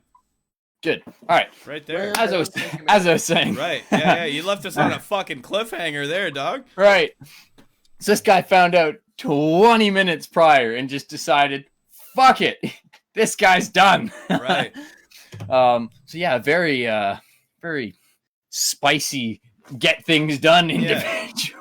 Dude, like, I appreciate the fucking whatchamacallit. Tenacity. The tenacity, exactly. You know what I mean? And the stick-to-itedness. Yeah, you know yeah. I mean? Like, that man knew what needed to be done, and he had that man gets things done. You know, he never waited to be asked to do something at work. He was the first fellow to pick up a broom and start sweeping the shop. He was the first person to start doing dishes in the kitchen. Fucking right. He was the first to fucking ask for extra hours. Guy. That's right. He showed up early every day. You know what I'm saying? Like, there was no games to be played with that individual, dude. That was a man's man. He got shit done. When the law didn't, he did. You know what I mean? He's like Batman with a knife. And he would go over top. He wouldn't just wash the floor. No. He would then wax it. Oh my god, dude. He waxed it 150 times. You can clearly he goes overboard. 150 stabs? Is that necessary? Is that really necessary? This isn't the type of man that stops when the job is done. That's right.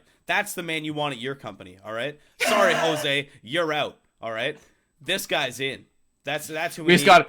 Okay, but we'll just have to wait an entire life sentence, because that's what he got. Oh, shit. All right, well, I guess that is fair. He did stab a man 150 times. He might not be entirely. I know, but the guy he stabbed got out after only 30 for fucking brutally murdering a kid. That's true. That is true, yeah. So no. That? Don't misconstrue me. I'm still on the side. I'm still on his side entirely. Everything he did is completely justified. And if there's one man who should be, like, I don't know if that... parole, it's him. Yeah. Like, yeah, I don't think he's a danger to society. No, exactly. Unless you're a fucking child torturer. Yeah, exactly. And then in which case, fuck you. You should be nervous. Maybe he was on the side of his such, like, quick decision. Like, this guy decides to do it within 20 minutes. He's a pretty fucking quick man. Honestly, I think that should be proof to the opposite. You know what I mean? Because this man is so intelligent that he knows exactly what is not acceptable. You know what I mean? And he can make that decision on a fucking whim. You know what I mean? And be like, nope, no more of that. That is not okay to have in this society. And he fucking ends it. You know what I mean? that's more proof that he's like should be back allowed in society and shit like that. He's a smart guy. He knows what is and is not acceptable. Yeah, I say, what was his name? Ewan Harley. I say hashtag release Ewan Harley. That's what I say. You know what I mean? I say, yeah, that's what I'm saying. Yeah, I made a Twitter account yesterday, actually. Yeah, it was mainly so I could follow cam girls and know when they go online. But I have one now. I have no idea what you're talking about. Oh, yeah, you do. So that fellow received life imprisonment, which I don't know what that entails. I know life doesn't technically mean like till you're dead. That's 25. Yeah, it's a 25-year sentence. That's what a life sentence is, as far that's so as I've stupid. ever understood. Yeah, but that's why when you hear those stories when they're like consecutive life sentences, right? Because it means like 25 each time. So if you get like 5 consecutive life sentences, you know what I mean? That's like whatever, 125 years. That's so dumb. Yeah, it's stupid as fuck. Yeah, no, it's the dumbest shit ever. A life sentence should just be like, you are in jail until you don't exist. Reincarnated, that motherfucker goes to jail. Yeah, that butterfly goes to jail too. Exactly. Give us your baby. It's going to jail. Get out of here. So he got life in prison. Look at him. He's got the dead eyes. The fellows that helped him out, Osborne, the owner of the apartment that invited the guy over, got 2 years.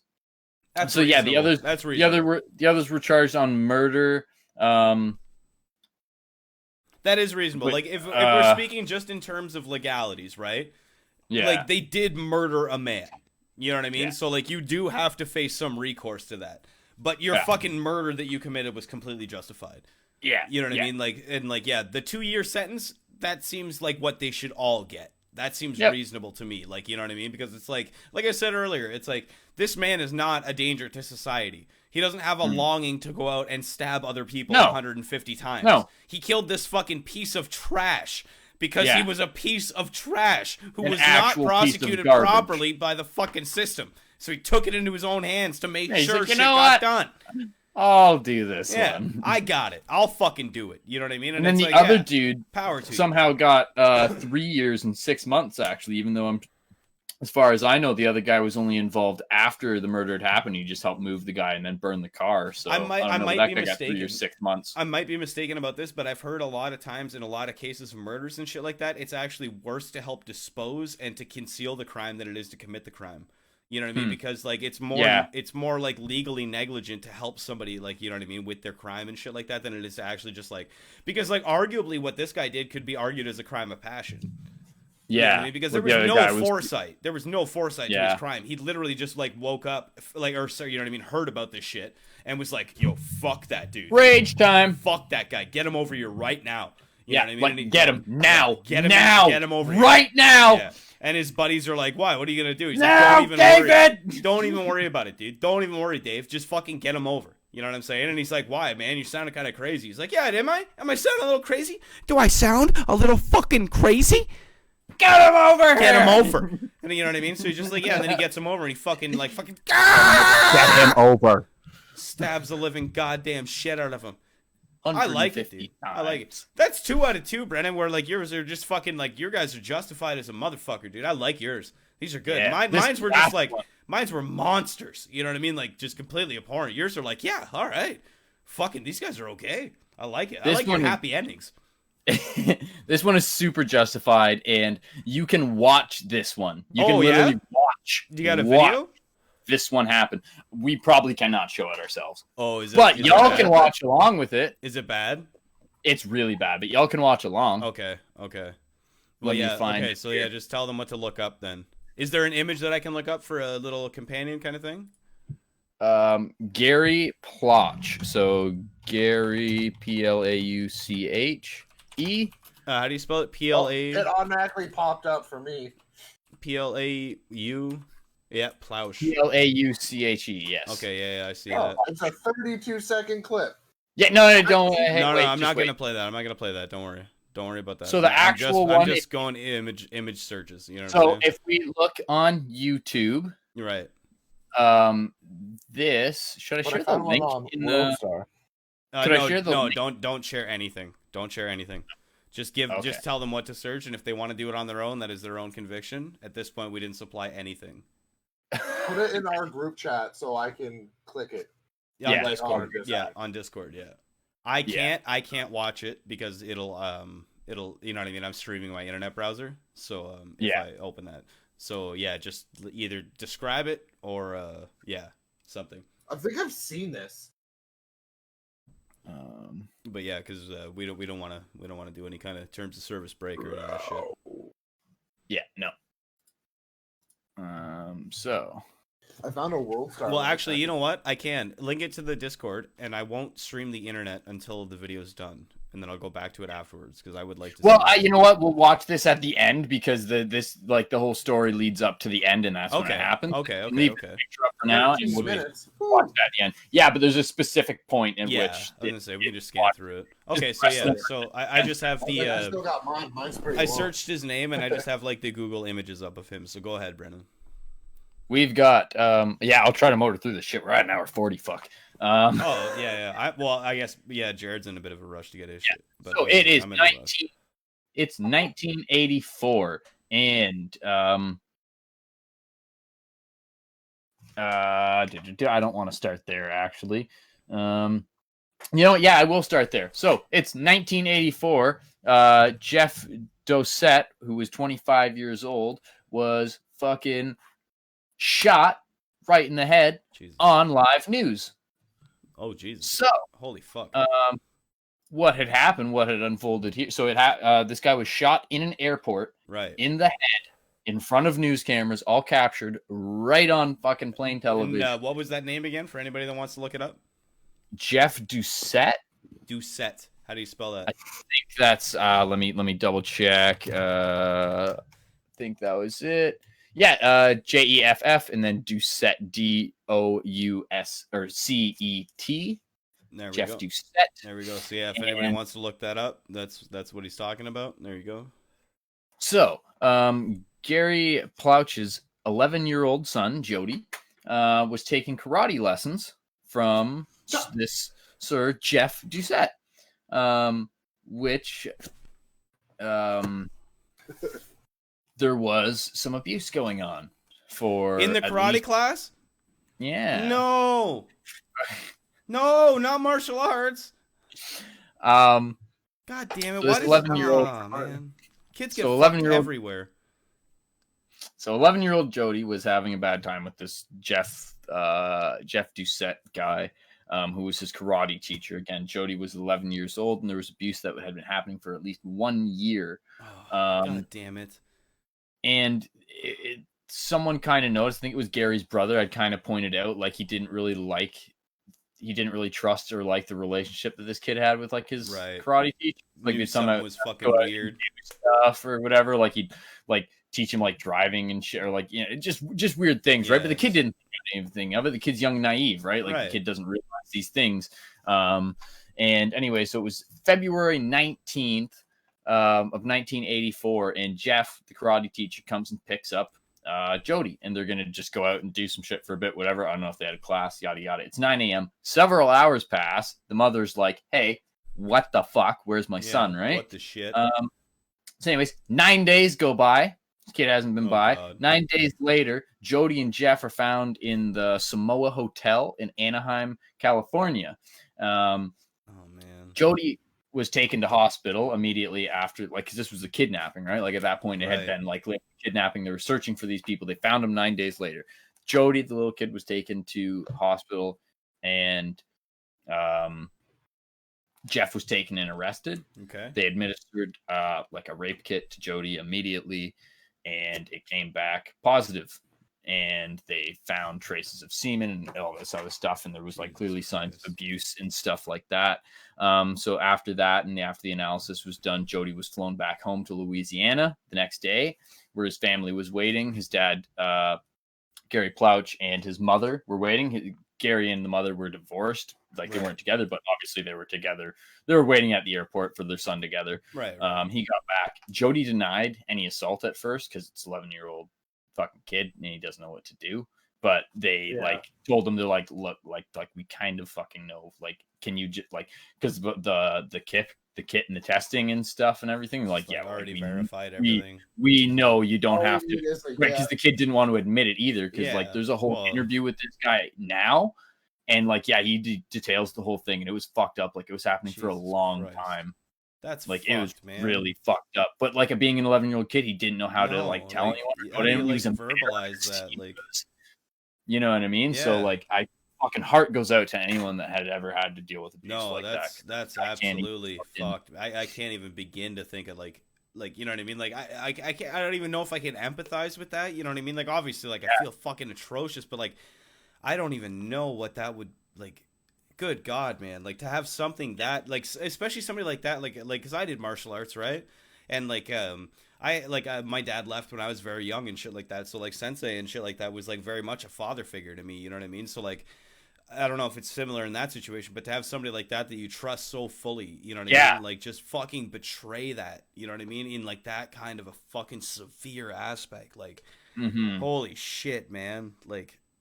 Yeah, like, so, how do you like talk about that? Like, yeah, especially at that age, like, fuck, man, yeah, because you have no concept of what the fuck is even happening to you. Like, fuck, man, anybody that does this shit with children, Jesus fuck, Tomato Man should come to your fucking house.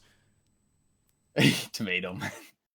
So, anyways, they got back. This Gary started feeling really bad because like his brother had told him like, I wouldn't trust that guy. He seems a little weird, and they're like, and obviously he was fucked up knowing that this shit had happened to his son, right? Like, he felt terrible in that he didn't do anything before and this and that. Like, he didn't know anything, but like he felt bad, right? Like, he was not blaming himself, but he was like really fucking down. And I guess his father started drinking.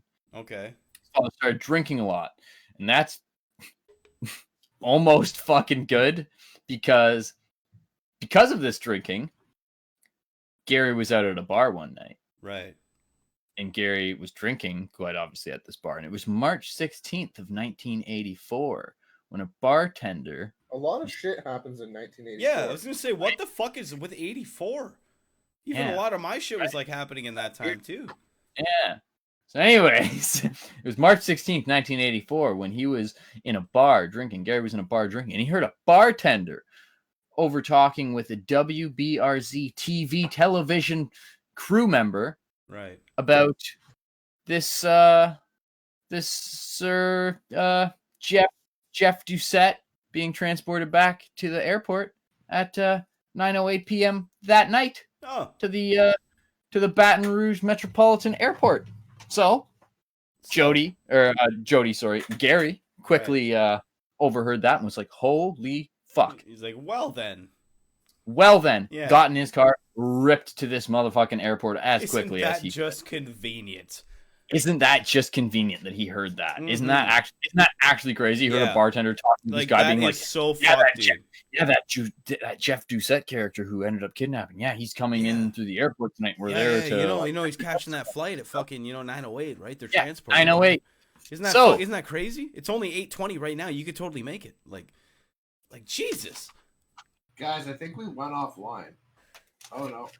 No, we're good. Sorry. No, I was going to say, we should be fine. It just, it closed by itself on me. So. Oh, yeah. No, we're good. But so, yeah, anyways. Jeff, as you can see in these pictures... wait, I switched them by accident because it made me nervous when I was checking. Gary. Okay, there we go. The one yeah, we're good. We're good. Go ahead. The ball, see him there with the ball cap, the glasses, and the striped shirt. The second one in the second row. That was his disguise. It's a good disguise. It's a good disguise. Yes. So that was his disguise. Was he trying to disguise himself as a pro PGA Tour member? Because success. So he quickly threw that old disguise on and ran to a payphone. If I can sidetrack for half a second too, if you go third row all the way to the right, that looks like a very, very thin Bert Kreischer. Yeah. Yeah. But yeah, anyways, go ahead. So he is waiting nicely at this airport, and that is where by the way, fucking huge graphic warning. Yeah, no, we're not going to show it, but yeah. We won't show it, but if anyone's there's zero censorship on this at all, but if YouTube... Yeah, you want to go look it up? Go ahead. Go to 7:15 That's where it starts. I don't know if you're gonna click this, Jared. Yeah, you know what? Hold on. I'm gonna too, but I'm gonna switch it off the internet so nobody can see it. Yeah. Okay. So this is just because this is like where everything. The mini documentary, right?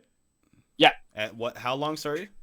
7:15. Okay. You can pause. Let me get ahead there. 7:15. Okay, I'm good. Count me down. Yep. So this is after Gary had rushed to the airport, stood on a phone, and waited for this guy to arrive. And you'll see what unfolds in 3, 2, 1, go. That piece of shit is Jeff. Right. Oh my fucking Christ! Holy shit, dude! Get fucking wrecked! Oh my god! Yeah, by the way, 0 censorship graphic warning. Oh my Done. god! Oh my god! That dude is dead! Done. Oh my god! What happens when you molest this man's son? You get met at the airport with a revolver. Oh my fucking god, dude! Wow! Right? Oh yeah. And you know what's amazing? You know what the ultimate amazing thing about this whole story is? Oh my god!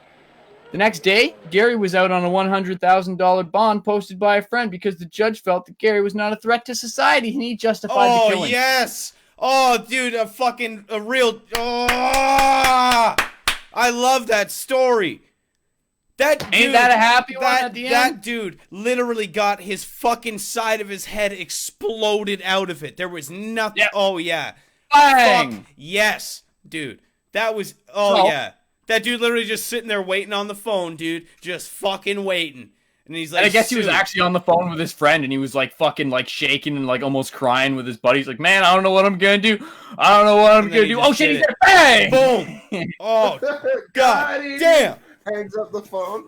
My hands are shaking. God, my hands are shaking. Boom! Head. Holy shit, dude! Your hands were steady enough to blow that fucking goof's head off. Holy shit! Oh, kudos to you. That's the story of Gary Plouch, who then had a 7-year suspended sentence and only 5 years probation, 300 hours of community service, but he never spent a day in jail, never served any jail time. Goddamn right. It was a huge controversial court case as well. Like some people were outraged at that, and then other people were like, "No, damn straight. Fuck that. He ain't a danger to society." Yeah, no, I'm on that page. That guy doesn't want to hurt anybody else. You know what I mean? Like, he did that for a It's the same thing as the other one we were talking about. You know what I mean? Like, that guy did that shit intentionally for a fucking reason. He stabbed that man 150 times. That guy shot that dude in the fucking head because of a reason. Like, yep. And he went on record after. So in 2002, Gary was talking with he went on record, and it's when he was saying he was on the phone with a friend. Right. Yada yada. And this was in a big interview, and they said they killed him. He said he killed him obviously because his son, and for the purpose of any other children that guy had fucking hurt, and for the future of any children to not be hurt, because that guy would never fucking do it again after that. You're goddamn right, dude. I 100% am on board with that shit. Fuck that piece of shit. Yeah, you don't deserve anything else except for what. And then they asked him, "Do you think he should have got any time?" And he's like, "That was the judge's decision." And then they're like, "Do you have any regrets?" He's like, "Absolutely no regrets." Goddamn right. Would you? And they pretty much said, like, "Would you kill him again?" He's like, "Yep." Yeah. Of course I'd do that again. Yeah. Good for you. Yeah, no, man, that's fucking amazing, dude. That's incredible. Holy shit. But yeah, anybody that's watching that, man, look at that video up. Because holy by the way, shit. Yeah, fucking that's graphic as shit. It is literally just uncensored man shot in the head in airport, but at like point blank range. You can take solace in knowing that man was a solid piece of shit. Yeah, a literal pedophile that deserved that in every aspect of the thought. You know what I mean? Like, yeah, go fuck yourself. Oh, that was good. Yeah, thank you for that, Brendan, man. That was good, dude. That was real good. All right, hold on. I'm going to go take a quick bathroom break, and then we'll do Jared's, man. With his, like, super awesome presentation. I'm excited for that. Ooh, oh, yeah, you got that in. I got to open that up. It's just really basic. I didn't do any flashy colors. It's just... Oh, that's all right. Nice. I used the same thing. He looks like a fucking creep. Right? Oh, my God. I don't like that. Oh. Dude, it gets worse. No. Oh, that's a dark looking man. He's white, by the way. Dark you, in an sir. evil sense. Yeah, dark in an evil sense. He's not like one of those people you see up at your cottage. You know that like 75-year-old couple you see at your cottage that just looks like they have alligator skin because they spend so much time in the fucking sun and they're now like 10 shades darker than they were originally birthed. One more day and they just turn into a couch. They're just one big melanoma. They get no vitamin D. You see their palms too, like, oh my god, everything about them is so gross. Man, I hate it. Like, yeah, you get seriously. There's a couple at my cottage. They look like alligators because that's all they've done is just cook in the sun their whole life, and they've just got that terrible looking skin, and it's just like, all right. So, time for Jared's? Right. Yeah. Okay, let me get your presentation all set up here. Okay. I'm not gonna be able to see what you have on because I have to have my stupid Word document open. No, it doesn't matter, but that's why you just tell me when you want the next slide to go up. And we're good to go. Prepare to have your soul stared into by pure evil. Anybody who's watching. Yeah. This is very disconcerting. Okay, go ahead, Jared. You should be good. All right, so I'm doing it on Albert Fish. You can see his terrifying gaze. Just look at that. What the fuck, man? This shit's awful. Oh Jesus, like that. Oh God, but worse. More soulless. Wait. So next slide. That's better. That's better. All right, go ahead. So next slide. Yep. Yeah. So he was born Hamilton Howard, quote Albert Fish, in May 19th, 1870, in Washington D.C. We're going fucking back in time. Gotta go back in time to an old school serial killer, child rapist, and cannibal. Oh, cannibal. Jesus. Ticks all the boxes, eh? Wow. Yeah. Holy shit. Yeah, so he's named he goes by Albert because he's the youngest of three brothers. Okay. His dad was like 40-something years older than his mom. His dad was like 75 when he was born. Jesus. Some shit like that. Yeah, it's crazy. And Albert was the name of like a sibling that he had before he was born that died, so he adopted the name Albert. Oh, cool. That doesn't like add any kind of a complex to a person. Yeah, so these little bullets, self-mutilation, Billy Gaffney, and Grace Budd are just like the points I'm going to be talking about with them because there's so much. Okay. I don't have fucking time to talk about all the shit that I can imagine. So, so his years active were 1924 to 1932. We're still on the same slide, right? Yeah. Okay. Yeah, we're still on the same slide. Perfect. Okay. 1924, 1932. Damn. He's had 3 confirmed 100% cases. Right. And these are all children. And then Jesus. 9 to potentially 100 plus possible that he committed and that he claimed he committed. Right. But there's just like no proof because like keep in mind this was the early 1900s. Yeah, that's what I was gonna say. It's like early fucking 1920s and shit, right? Like, yeah, it doesn't seem like there'd be a lot of evidence being acquired and kept from those time periods. Like, yeah. No. And like what he did to the bodies too. Anyways, so next slide, please. Next slide. 1 second. Okay, go ahead. You're good. Self-mutilation. So that's an X-ray of his pelvic region. Oh, Jesus. Where he had upwards of potentially 29 sewing needles. Holy he fuck! Would just like stick into himself, because whatever. But before what that, the fuck? His Martin's like, I need a toke. Fuck this nonsense. Yeah, no, I got it supposed to be. Wait, hold on. So what you're saying is that each one of those black things is a fucking sewing needle? Yeah, or other little needle. Yeah. What the fuck? That's his pelvis, dog? Yeah. So he shoved those up his ass and his dick and shit?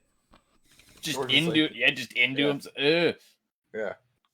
Oh my fuck. When he Okay. was, I can't remember. I don't know if it said what age he was. It probably did, but when he was really young, his dad died and his mom couldn't take care of him anymore. So she put him into like some religious foster home thing Right. where they treated all the kids like shit and they all got abused.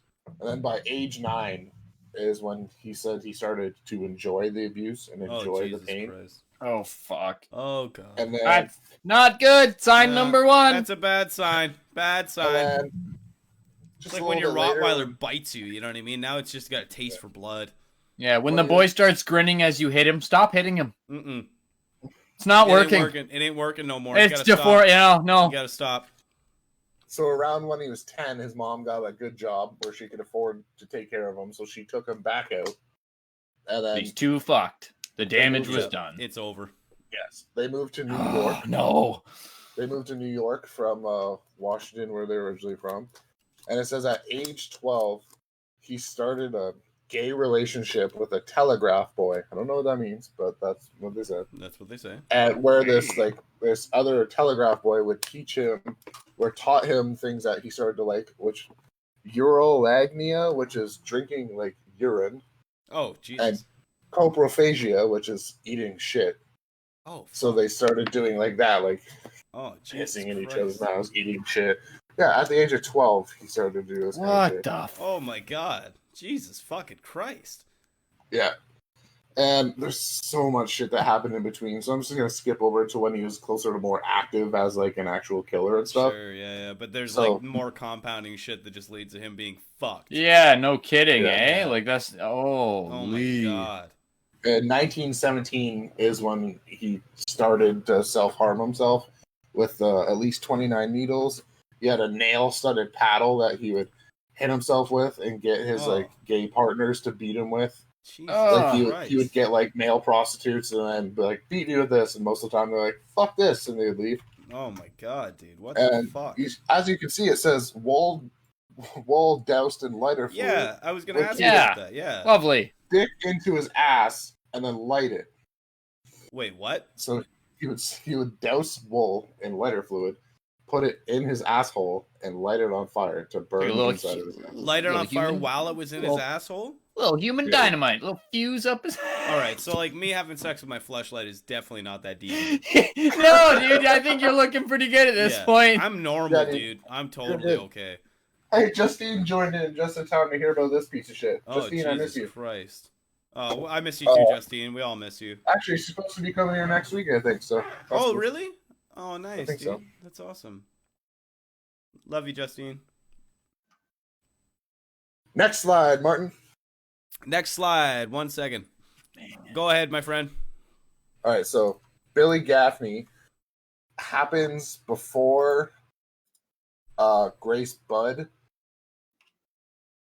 but doesn't get found out until afterwards. But I'm Okay. gonna talk about him now because it happened beforehand. Chronologically, yeah, it makes sense, right?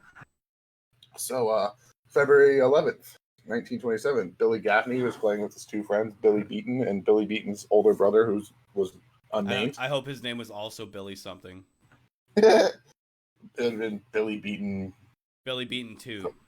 No, Two, and then he'd be Billy Beaton 1. Well, it depends what the dad is. Oh, well, no, it says older brother, though.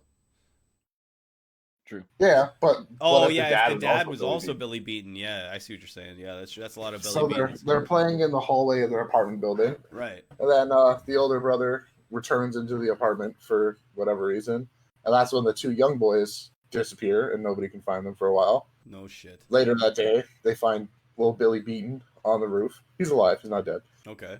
And when they ask, like, what happened to little Billy Gaffney, he says the boogeyman took him. The Baba Yaga. The Baba Yaga. Then they called John Wick. No, that's fucking awesome. But yeah. So they said the boogeyman took him, and they never found his body. It was never recovered. And initially, It was never a recovered. yeah. So that kid A just like serial straight killer. disappeared. Like, Fuck. A serial killer named Peter Kudzinowski yeah, that's a fucking was fucked up suspected of the kidnapping, name. Right. but was later found innocent. Okay. At the time, do you know if that Peter Kudzanowski was charged with that crime? I don't remember if he was charged or Yeah, not. no, it's not a big deal. I was just curious. You know what I I mean? think he was charged. Yeah, I think he was, but then something. I'll get to it. Yeah, no big deal. But then a man named Joseph Meehan, who was a motorman on the Brooklyn trolley, saw a picture of Fish in a newspaper for something and identified him as an old man that he'd seen on his trolley on February 11th, 1927, which is the same day. Mm-hmm. Yeah, he said he had an old man been trying to keep a little boy quiet that was sitting with him on the trolley. The boy was not wearing a jacket, was crying for his mother, and the old man dragged him off the trolley.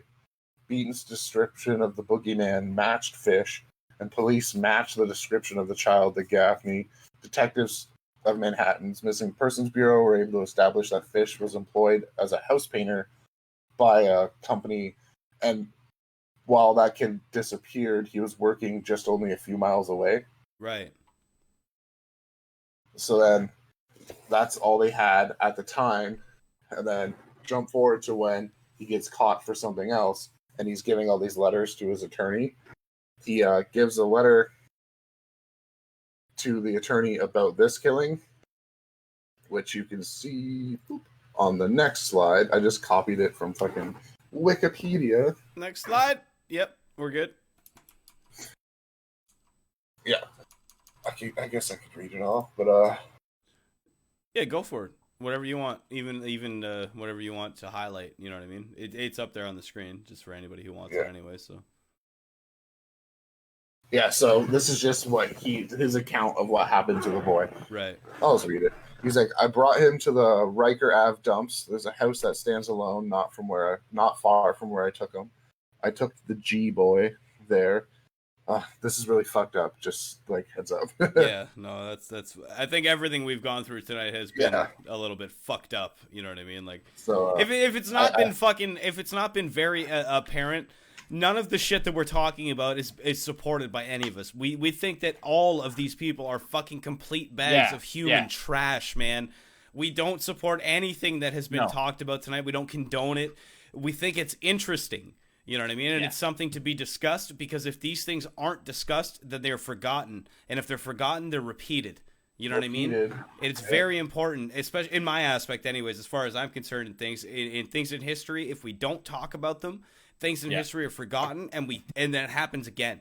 You know what I mean? We slip up. Like, yeah, that's exactly it. So this is not an aspect of fucking glamorization. It's not an aspect of fucking romanticization. We don't condone these people. We think these people are fucking awful, absolute abhorrent examples of humanity that deserve to be shot in the fucking face at point blank range after someone's pretending to be on a payphone.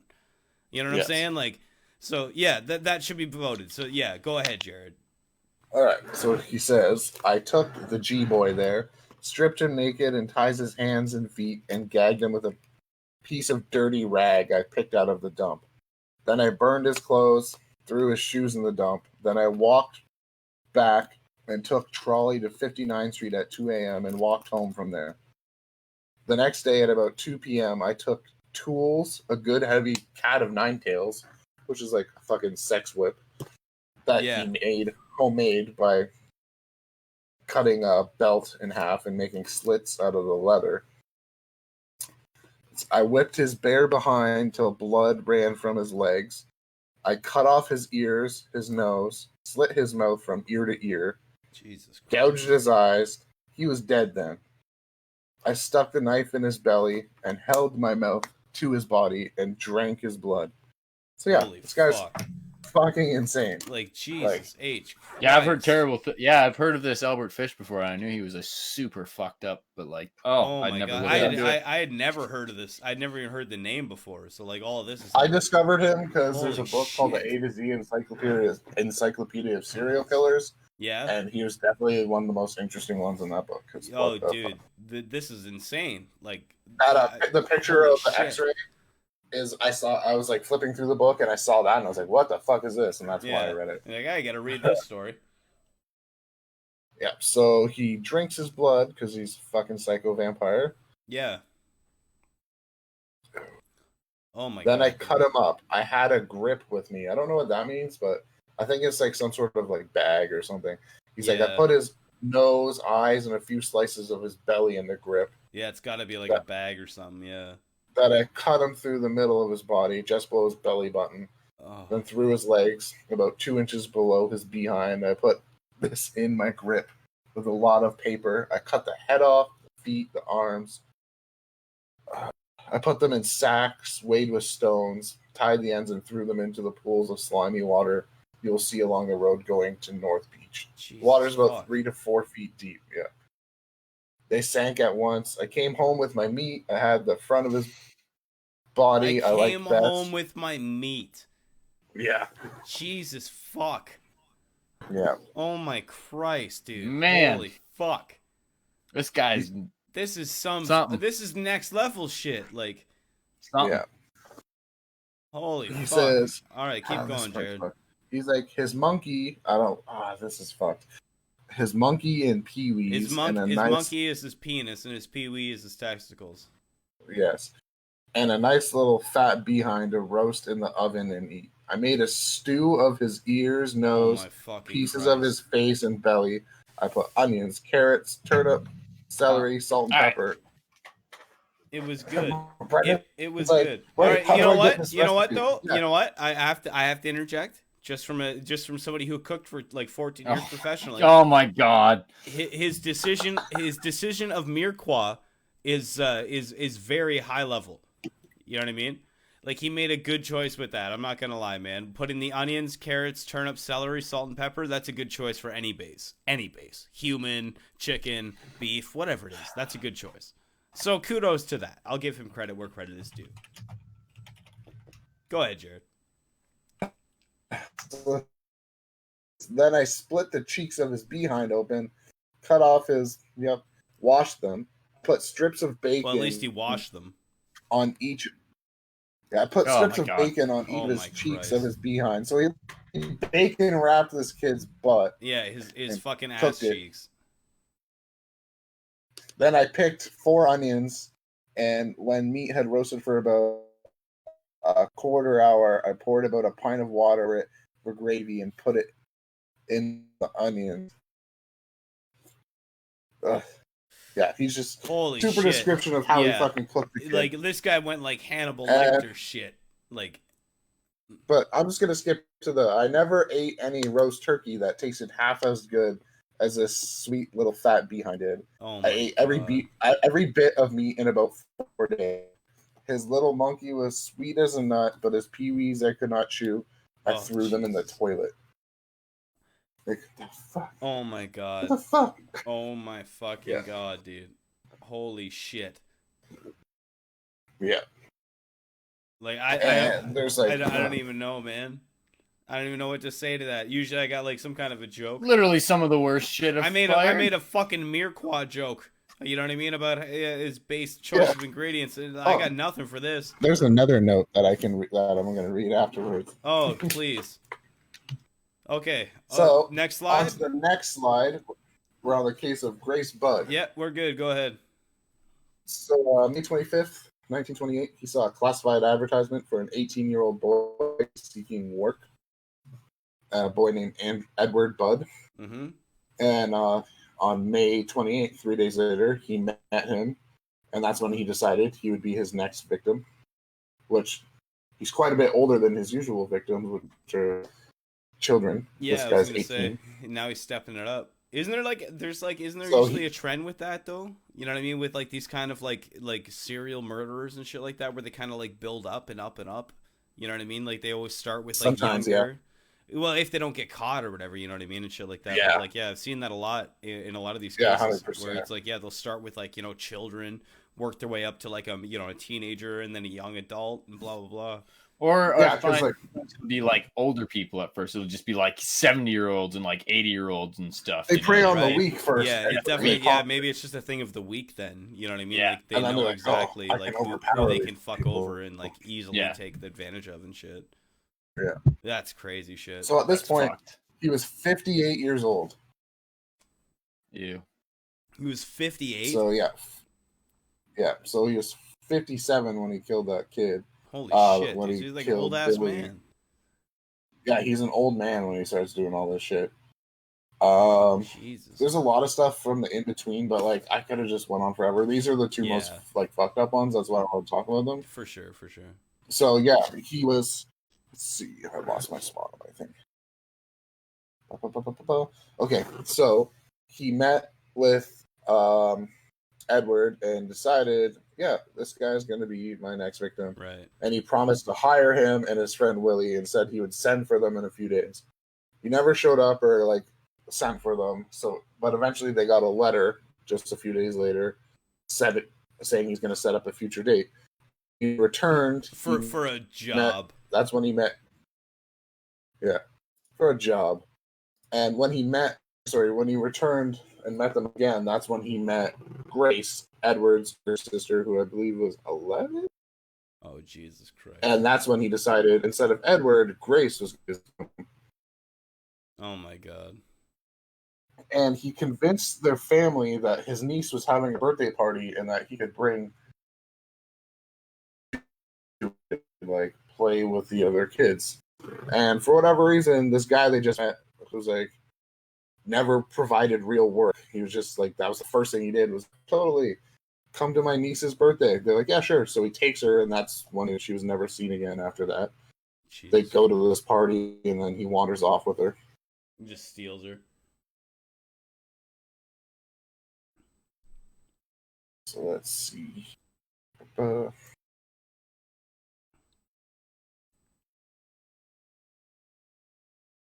Okay, September 5th, 1930. The police arrest Charles Edward Pope for her kidnapping. Right. But then jump ahead to 934. The Grace receives the letter. And then Next the slide next, now. it's not really the letter. It's just somebody obviously typed out the letter and made it look all old timey. Right. The first part of the letter goes on describing how him and his friend were in this country that was like had a famine and spoke about how they had to do all these terrible things like eat children just to survive, and it explained his taste for cannibalism, but that's never confirmed whether any of this is true or if that person even existed. So I'm just going to skip to the part about the daughter. Right. It's on Sunday, June the 3rd. Way at the bottom there. So on Sunday, June the 3rd, 1928, I called on you at 406 West 15th Street. I don't fucking know. You pot cheese, strawberries. We had lunch. Grace sat in my lap and kissed me. Made up my mind to eat her on the pretense of taking her to a party. Jesus fucking You said Christ. yes, she could go. I took her to an empty house in Westchester I had already picked out. When we got there, I told her to remain outside. She picked wildflowers. I went upstairs and stripped my clothes off. Holy fuck, man. I knew if I did not, I would get her blood on them.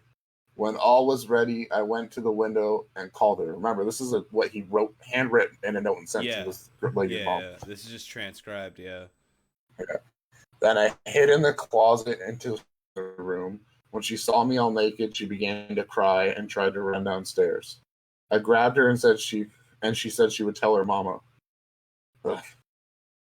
First, I stripped her naked. How she did kick, bite, and scratch. I choked her to death and cut her in small pieces so I could take my meat to my rooms, cook, and eat it. Oh my God. And he says, how sweet her tender little ass was roasted in the oven. It took me 9 days to eat her entire body.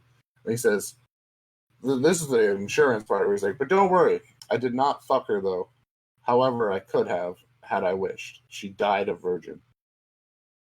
Like, that's his caveat. That makes it, like, okay. You know what I mean? Like, yeah. In his fucking brain. Like, and that letter, holy shit.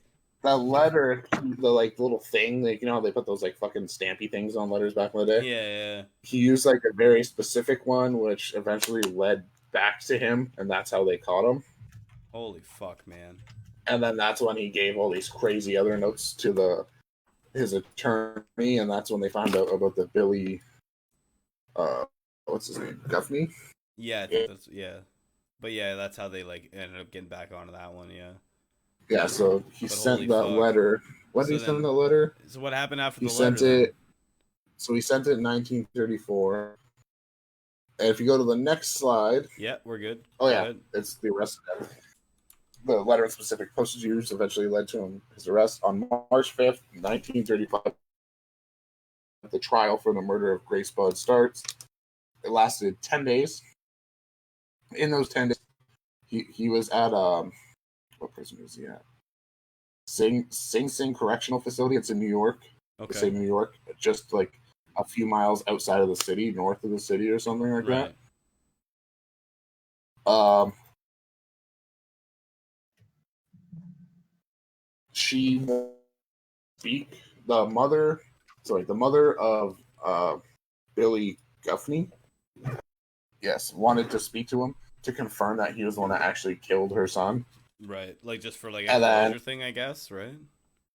Yeah, so she was communicating with his attorney, and the attorney was communicating with him, but apparently he wouldn't answer. And then he just started crying and asked to be left alone. And she said she was unconvinced that he was truly the killer. Really. Yeah, because I don't know. That's interesting. Though. she just decided. Yeah, Then it's interesting. I Though, don't you think know he what I ever mean? got. Like, yeah. Like, did he ever Yeah. formally get charged with that murder specifically? Oh, because this trial was just for this one, and then Right. he gets convicted and ordered a death sentence. But so the trial went 10 days. While the jury did agree that he was insane, they decided it was best that he was executed anyways, and they found him sane, and the judge ordered a death sentence. So while they're like, yeah, this guy's crazy, they're like, no, he's not crazy. He should be killed. No, that's not Just enough because crazy. he's such a fucking monster. Yeah, exactly. Yeah. I was gonna say, I was like, yeah, that's a level above. You know what I mean? Like, Jesus Christ, man. So yeah, and then January 16th, Yeah. 1936, eh? And that was the end of him. Yeah, he gets the electric chair, and there's God. rumors that they zapped him the first time and he didn't die, so they had to zap him a second time. Thank Oh, God, dude. Good. Yeah, Good. good. Yeah, man. I hope they did it with like a dry sponge, like Green Mile styles. You know what I mean? Green House styles, the guy where they cook. Yeah, exactly. Where he just bakes Yeah. alive. You fucking piece of shit. That's fuck, Jared. That was fucked, Yeah. man. Is that That's the end of your why I was like, I'm presentation? gonna talk about this guy. That's the end of it. Dude, yeah, man. Round of applause right there for Jared, man. Like just for the presentation Yeah. value on that and shit, man. That was well done. That guy is fucked up. I am so glad that we closed with yours. Because like, holy shit, your guy was next level. That's something else, Yeah, man. he is truly evil. Yeah. Truly evil. Like literally Oh, evil. big old piece of shit. Yeah. That's like literal human filth as far as anything could ever be described, man. Stuff that I left out because like there's so much shit to cover about him. Right. He was actually married twice and had children. Oh my god. First really? wife, it was an arranged marriage when he was 18 that he had like 4 children with. She eventually left him. Surprise. Yeah, wow. What a surprise on that one. Yeah, That's and his fucked. second wife, they didn't really have much information about her. No. But yeah. That's insane, man. That's Yeah. God. Oh, Jesus Christ. Well, there's our positive note for the night. That was good, man. He got Welcome to the True electrocuted. Crime Special. Welcome to the dark true Yeah. crimes. Oh my god, true crime, man. We knew it wasn't going to end in like any kind of a positive note, but like, Jesus Christ.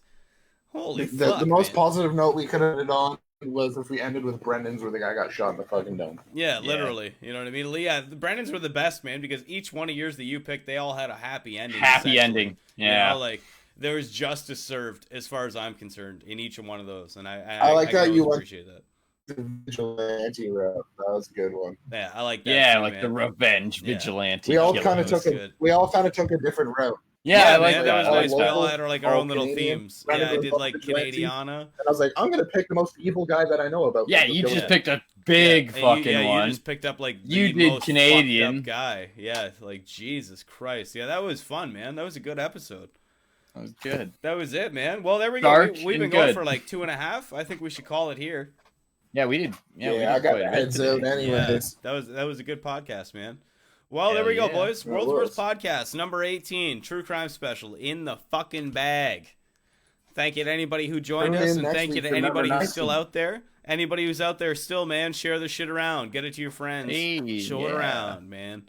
This we ain't going anywhere. This shit's Give going them, strong. give them a warning. Yeah, And not yeah. our usual silly fucked up. It's fucked up. Yeah, no, this one was this is a graphic. That was some graphic This shit. was on a this graphic episode. one. Yeah, for sure. Normally we're a little more lighthearted than this, for sure. You Yeah, know, normally we're a lot. Yeah. Yeah, holy shit, this one got heavy I quick. like we start off like, oh, use your graphics cards coming Oh, out. the new Yeah. graphics Oh, card oh, got man, done. I'm gonna build a new PC tonight. Blah blah blah. Like, yeah, all right. Anyways, Well, he here's chopped a up, dude who he ate and murdered chopped a up bunch her of body children. and ate her. Like, It's like, Jesus fucking And then wrote Christ. a note to her mom. oh my Yeah, god. How exactly, delicious right? she was in a stew. Oh my god.